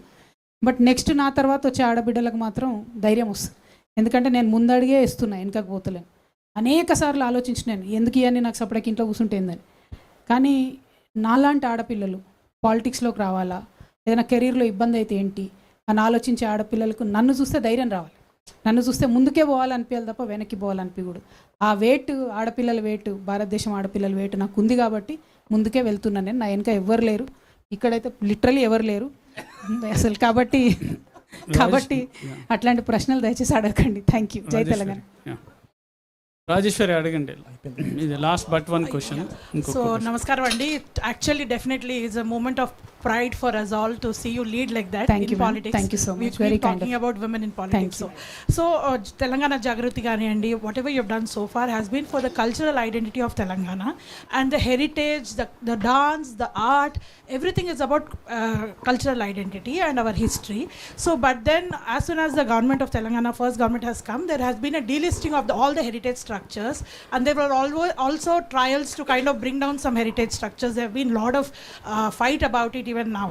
So ee vishayamai meeku is that in your notice for your future agenda, and also currently in your fight against the government or kind of pointing out their whatever their missteps, would you be talking about this part of, because usually it's all politics people talk. And one more thing my friends wanted to ask is about the language in the political scenario, what the speeches, the kind of language we are seeing from the leaders who are responsible for all of us. Okay, so that is one. Ma'am, లాగులు వేసుకున్న వాళ్ళందరూ politics చేస్తారు కాబట్టి లాగుల గురించే మాట్లాడుతారు ma'am. ఇవాళ మారింది, మనం మంచిగా మహిళలు మాట్లాడుతున్నాం కాబట్టి మర్యాదపూర్వకమైన పాలిటిక్స్ నడుస్తాయి, నడవాలి అని చెప్పి నేను బలంగా విశ్వసిస్తున్నా. నా భాష మాత్రం నేను జాగ్రత్త తీసుకుంటాను, అందులో 100% నేను కేర్ఫుల్గా ఉండే ప్రయత్నం చేస్తాను. రెండు, I'm very well aware of the issue that you're speaking about ma'am. Telangana is a land of rocks. మన దగ్గర ఉన్న బ్యూటిఫుల్ రాక్స్ వేరే ఎక్కడ లేవు, కానీ అన్ఫార్చునేట్లీ వాటన్నిటికీ హెరిటేజ్ ట్యాగ్ తీసేసి రియల్ ఎస్టేట్ కోసము చాలా రాళ్లను పోగొట్టిన విషయం కూడా నా దృష్టిలో ఉంది. అప్పుడు ఇంటాక్ట్ నుంచి చాలామంది వాళ్ళంతా కొట్లాడారు, వేద్ కుమార్ గారు, అనురాధారెడ్డి అక్క గారు, ఇంకా చాలామంది కొట్లాడినరు. ఫర్దర్గా కూడా కొట్లాడాల్సిన అవసరం ఉంది, వాటిని కాపాడుకోవాల్సిన అవసరం కూడా ఉంది ma'am. 100%. A lot of monuments have to be protected also, ma'am. Because I come from that background, I'll certainly have a very, very soft corner towards these issues. Thank you. Kavitha garu, నేను Vijay from big TV. So మొదట మీకు కేంద్ర ఎన్నికల సంఘం మీ పార్టీకి సంబంధించి TRS మీకు తెలంగాణ రక్షణ సేన కేటాయించిన తర్వాత 30 రోజుల్లో అభ్యంతరాలు ఏమైనా ఉంటే తెలపండి అని చెప్పేసి ఒక నోటిఫికేషన్ ఇచ్చింది. ఈ నోటిఫికేషన్కు సంబంధించి అంటే అభ్యంతరాలకు సంబంధించి ఎవరైనా అభ్యంతరాలు తెలిపితే పరిస్థితి ఏంటి? అండ్ రెండవది, ఇటీవల కేటీఆర్ ప్రెస్ మీట్లో మాట్లాడుతూ తెలంగాణలో ఎన్నో పార్టీలు పుట్టాయి పోయాయి, అలాంటి వాటిని పట్టించుకోవాల్సినటువంటి అవసరం లేదు, తెలంగాణలో ఉన్నటువంటి మేజర్గా గతంలో టీడీపీ కావచ్చు, ఇప్పుడున్నటువంటి బీఆర్ఎస్ మాత్రమే ప్రజల గుండెల్లో ఉంది అని చెప్పేసి కూడా కేటీఆర్ మాట్లాడారు. అంటే కావాలని మీకు ఇక్కడ ప్రాధాన్యత తగ్గిస్తున్నారు అనుకోవచ్చా? అంటే ఒక్కటి బ్రదర్, మీరు అన్నట్టు ఎన్నికల కమిషను దానికి సంబంధించినటువంటి సాంకేతికపరమైన అంశాల్లో దైవ నిర్ణయం వల్ల, దేవుడి కృప వల్ల మంచిగా జరుగుతుంది, ఎటువంటి అభ్యంతరాలు ఉండవని నేను బలంగా విశ్వసిస్తూ ఉన్నాను. ఆ కాన్ఫిడెన్స్ వచ్చిన తర్వాతనే నేను కండువా వేసుకొని మరి మీ ముందుకు రావడం జరిగింది. అయితే విరాట్ అన్న ఫస్ట్ కండువా వేసుకొని మీ దగ్గరికే వచ్చిన, కాబట్టి మీరు లక్కీ వేదిక. మీరు అన్నట్టు ఇదివరకు ఇదే వేదిక నుండి అనేక కార్యక్రమాలు లాంచ్ చేసినాం, ఇది కూడా ఫస్ట్ అవుతుంది. సెకండ్ థింగ్, కేటీఆర్ గారు ఒక 15 రోజుల క్రితం మేమే టీఆర్ఎస్గా మారుతామన్నారు. దాన్ని ఇప్పుడు మేము టీఆర్ఎస్ అయ్యేసరికి వారు పట్టించుకోని అవసరం లేదని చెప్పి మాట్లాడుతున్నారు. బట్ నేను ఒక్క రిక్వెస్ట్, అంటే కేటీఆర్ గారే కాదు, రాజగోపాల్ రెడ్డి గారు, ఇంకా అనేక మంది కొత్త పార్టీ వస్తేంది పోతేందని మాట్లాడుతున్నారు. మీరు మాట్లాడుతున్న మాటలు ప్రజలు గమనిస్తారన్న విషయం ఈ రాజకీయ నాయకులు గమనించుకోవాలి. ఎందుకంటే పార్టీ చిన్నదా పెద్దదా ఉండదు. ఇవాళ చిన్నగున్న పార్టీ వితిన్ సెకండ్స్ వటవృక్షమై ఎదిగినటువంటి చరిత్ర ఈ తెలుగు నేల మీద ఉన్నది. అది ఎన్టీఆర్ గారు పెట్టినప్పుడు కావచ్చు, కేసీఆర్ గారు పెట్టినప్పుడు కావచ్చు, రేపు మా పార్టీ కూడా ప్రజలు తీస్తే పెద్దగా ఎదుగుతుంది. సో ఇవాళ మొదటి అడుగులనే పుట్టంగానే ఏదో మహావృక్షంలాగా ఎవరు ఉండరు. పుట్టినప్పుడు టీఆర్ఎస్ కూడా చాలా చోట్ల ఎవరు జెండా పట్టేటోళ్ళు కూడా లేకుండే. టీఆర్ఎస్కి కూడా అనేక కష్టాలు, ఫస్ట్ బస్సు గుర్తు, తర్వాత రైతు నగలు గుర్తు, తర్వాత కారు గుర్తు. ఆ ఎలక్షన్ ప్రాసెస్లో వేలాది పార్టీలకు వందలాది ఇష్యూస్ వస్తుంటాయి రోజు. అది పెద్ద పట్టించుకునే ఇష్యూ కాదు. ఇక్కడ మా కమిట్మెంట్ ఏంది, తెలంగాణ ప్రజల కోసం మేము ఏం చేయాలనుకుంటున్నాం అన్నదే అత్యంత ప్రాధాన్యత కలిగిన అంశం. అన్నిటికన్నా ఎక్కువ నాకున్న ఓపికకి, నేను చూసి వచ్చిన జీవితానికి, నేను అనుకున్న లక్ష్యానికి చేరడానికి ఎన్ని కష్టాలు ఎదురైనా నేను ముందుకే పోతా తప్ప వెనకకు పోను. కాబట్టి ఆ కమిట్మెంట్తోనే తెలంగాణ ప్రజలకు సంబంధించిన అన్ని అంశాల మీద నేను పనిచేస్తాను. సో ఇవాళ అనేక మంది లైట్ తీసుకుంటున్నట్టు మాట్లాడినా, నేను మాట్లాడను, కమెంట్ చేయను, ఇట్లాంటి ఏవి మాట్లాడినా కూడా వాటిని మేము పెద్ద హార్ట్కి తీసుకోము. ఎందుకంటే మా ప్రజల దగ్గరికి పోవాలి, ప్రజల హృదయాలు గెలుచుకోవాలి. అదే మా తెలంగాణ రక్షణ సేన యొక్క కమిట్మెంట్. మేము ఏదైతే సర్వోదయ తెలంగాణ కోసం ప్రయత్నం చేస్తున్నామో దానికి పాంచజన్యం అనే టూల్ ఏదైతే ఎన్నుకున్నామో వాటిని ముందుకు తీసుకొని వెళ్తాం. ఇవాళ వాటి మీద ఫైట్ చేస్తాం, రేపటి నాడు అధికారంలోకి వస్తాం, వచ్చినాక వాటిని అమలు చేస్తాం. అంతకుమించి పెద్దగా చెప్పడానికి ఏం లేదు. Thank you. జై Telangana. Madam last question. Okay, last but one and last. Kiran Kumar, Prajapaksham. ఇప్పుడు వచ్చే ఎన్నికలు జమిలీ ఎన్నికలు వస్తాయని చెప్తున్నారు, శాసనసభ లోక్సభ కలిపి. అయితే ఆ ఎన్నికల్లో ఇప్పుడు దేశంలో రాజకీయ పరిస్థితులు చూస్తే 2 కూటముల మధ్య విడిపోయింది. ఒకటి ఇండియా, ఎన్డీఏ. అందులో ఏదో ఒక మొగ్గాల్సిన పరిస్థితి అనివార్యంగా కనిపిస్తుంది మొన్న పార్లమెంట్లో బిల్స్లో కానీ జరుగుతున్న పరిణామాల్లో కానీ. అప్పుడు జాతీయ రాజకీయాల్లో మీరు ఏ కూటమి వైపు మొగ్గుతారో అట్లాగే మీరు పొలిటికల్ ఐడియాలజీ ఏంటిది మీది, మీ పార్టీకి సంబంధించి? మాది సింపుల్ ఐడియాలజీ అన్న, ఎక్కువేం లేదు. తెలంగాణ అండ్ ఓన్లీ తెలంగాణ ఇంట్రెస్ట్లు కాపాడుకోవడానికి జాతీయ స్థాయిలో జరిగేటటువంటి నిర్ణయాలు, వాటికి సంబంధించిన అంశాల పట్ల ప్రతిస్పందన ఉంటుంది తప్పితే ఏదో జాతీయ స్థాయిలో రాజకీయాల్లో ఇప్పుడే మేము రోల్ ప్లే చేసేంత సినారియో మాకు లేదు అన్నది నా ఉద్దేశం. తెలంగాణ ప్రజలకు తెలంగాణ సంబంధించిన అంశాల మీదనే మేజర్ ఫైట్ ఉంటుంది. మీరు అన్నట్టు ఎన్నికల లోపల డీలిమిటేషన్ జరగవచ్చు, మహిళా రిజర్వేషన్ రావచ్చు. సో కాన్స్టిట్యున్సీలు, పార్లమెంట్ కాన్స్టిట్యున్సీలు మారుతాయి, అసెంబ్లీ కాన్స్టిట్యున్సీలు మారుతాయి. అట్లా మారినటువంటి సందర్భాల్లో బలాబలాలు కూడా అందరివి మారుతాయి. సో అందరం కూడా లెవెల్ ప్లేయింగ్ ఫీల్డ్కి వస్తాం. సో అన్ని పార్టీలకు ఎట్లా అయితే ఉంటుందో మా పార్టీకి కూడా సమానమైనటువంటి అవకాశాలు తెలంగాణ ప్రజలు ఇస్తారని చెప్పి నేను చాలా బలంగా విశ్వసిస్తున్నాను. సో ఆ టైంకి వచ్చేటప్పటికి ఇంకొక సంవత్సరం తర్వాతనే ఎట్లుంటుందో సినారియో తెలియదు, ఏదైతుందో ఏది కాదో తెలియదు. సో ఆ టైంలో మాట్లాడదాం. But my fundamental ideology is any party with a certain philosophy, ideology should not go and be in partners with somebody who is on a completely different kind of an ideology. So అట్లా చూసుకున్నట్టయితే మాతో కలిసి ఉద్యమాల్లో పాల్గొనే వాళ్ళతోనే ఫ్యూచర్లో మేము travel చేయాలనుకుంటాం తప్పితే బైపోలార్ ఐడెంటిటీస్తో చేయాలని అయితే అనుకోము. We are already running late, so last question ఇక్కడ हिंदी मीडिया. विकास भाई बोलिए. हिंदी में आपसे विकास जगताप. जी बोलिए सर. कविता जी, आपने फ्री शिक्षा और फ्री ट्रीटमेंट की बात की अभी, तो क्या इस पर कोई आपने स्टडी किया है? क्योंकि आपने अभी कहा कि 4 लाख नोटिफिकेशन दिए जाएंगे सरकार में आने पर, तो सरकार पर आर्थिक भार तो बहुत पड़ेगा, तो ये कैसे संभव होगा? और दूसरा है कि आप पदयात्रा की कोई विचार कर रहे हैं क्या? थैंक्स अन्ना.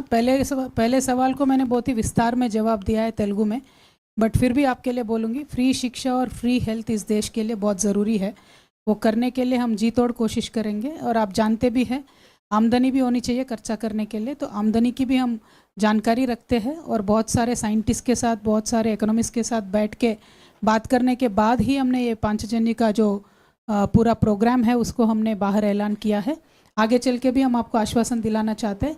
सरकार को स्ट्रेंथन करके, सरकारी डिपार्टमेंट को स्ट्रेंथन करके बिल्कुल ही एंटी करप्शन एक मूवमेंट लेके आगे चलना चाहते हैं हम. तो इसीलिए हमें एम्प्लॉयज़ भी ज़्यादा ज़रूरत पड़ेंगे. हमारे यूथ को हम धोखा नहीं देंगे. ज़रूर जो बोला है हमने वो आपको करके दिखाएंगे ना. Thank you. जय Telangana. So it's done, ma.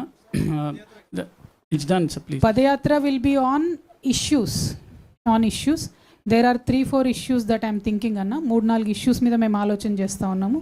Issue బేస్డ్గా పాదయాత్రలు చేస్తాం తప్పకుండా. మేము ఎప్పుడైనా ఇష్యూ బేస్డ్గానే కొట్లాడినాం. ఊరికేనే పాదయాత్ర చేయాలి కాబట్టి చేయడం కాదు. ఇష్యూ బేస్డ్గా సొల్యూషన్ వచ్చేటట్టుగానే పాదయాత్రలు ఉంటాయన్న, వాటి మీద ఆలోచన చేస్తున్నాం already. Thank you. 1 second, sir. Yeah, please. She will talk about that. Thank you. Kavitha garu ఎంచుకుంది ముళ్ళబాట, ఎందుకంటే she's leaving the protection from the dad and the party. So will ask her final words. Maybe she will answer the final words quickly so that. Thank you అన్న. కవితను ఎందుకు నమ్మాలి అనే ప్రశ్న అడుగుతున్నారు. ఒక రకంగా చూసినట్టయితే ఎవరిని కూడా ఎవరు ఎందుకు నమ్మాలనే ఫిలాసాఫికల్ క్వశ్చన్ అన్న. ఒక మనిషిని చెప్తున్నటువంటి మాటల మీద, ఫేస్ వాల్యూ మీద నమ్మాల్సిన అవసరం లేదు. నా నడవడికి ఎట్లా ఉంటుంది, ఇవాళ నాకు మొదటి రోజు కదా, ఇక్కడ నుండి నా నడవడికి ఎట్లా ఉంటుంది, నా ప్రయాణం ఎట్లా ఉంటుంది, తెలంగాణ రక్షణ సేన యొక్క ఆలోచన విధానం ఎట్లుంటుంది, ఆచరణ ఎట్లుంటుంది అని చూసినాకనే ప్రజలు నమ్ముతారు. కాకపోతే తెలుగు ప్రజలైనా తెలంగాణ ప్రజలైనా ఎప్పుడైనా కొత్తదనాన్ని తొందరగా ఆహ్వానిస్తారు. కొత్తగా ఒక మంచి ఆలోచనతో వచ్చినటువంటి వాళ్ళను దగ్గరుండి దీవించి ఆశీర్వదించినటువంటి చరిత్ర ఈ నేల మీద ఉన్నది.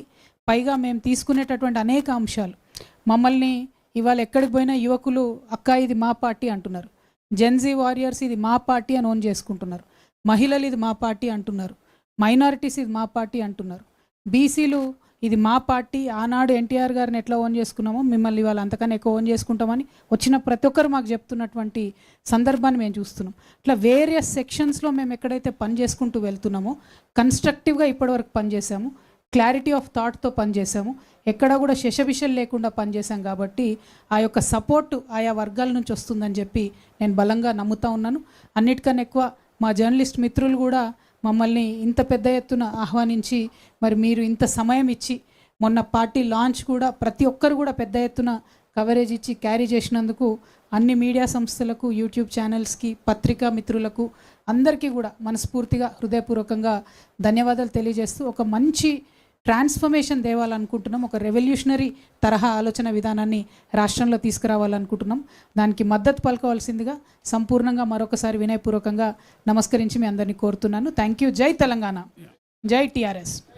Thank you Kavitha garu, thank you Virat Ali, thank you for coming here madam, for speaking to all of us and taking lot of questions. Thank you very much. Thank you Ram.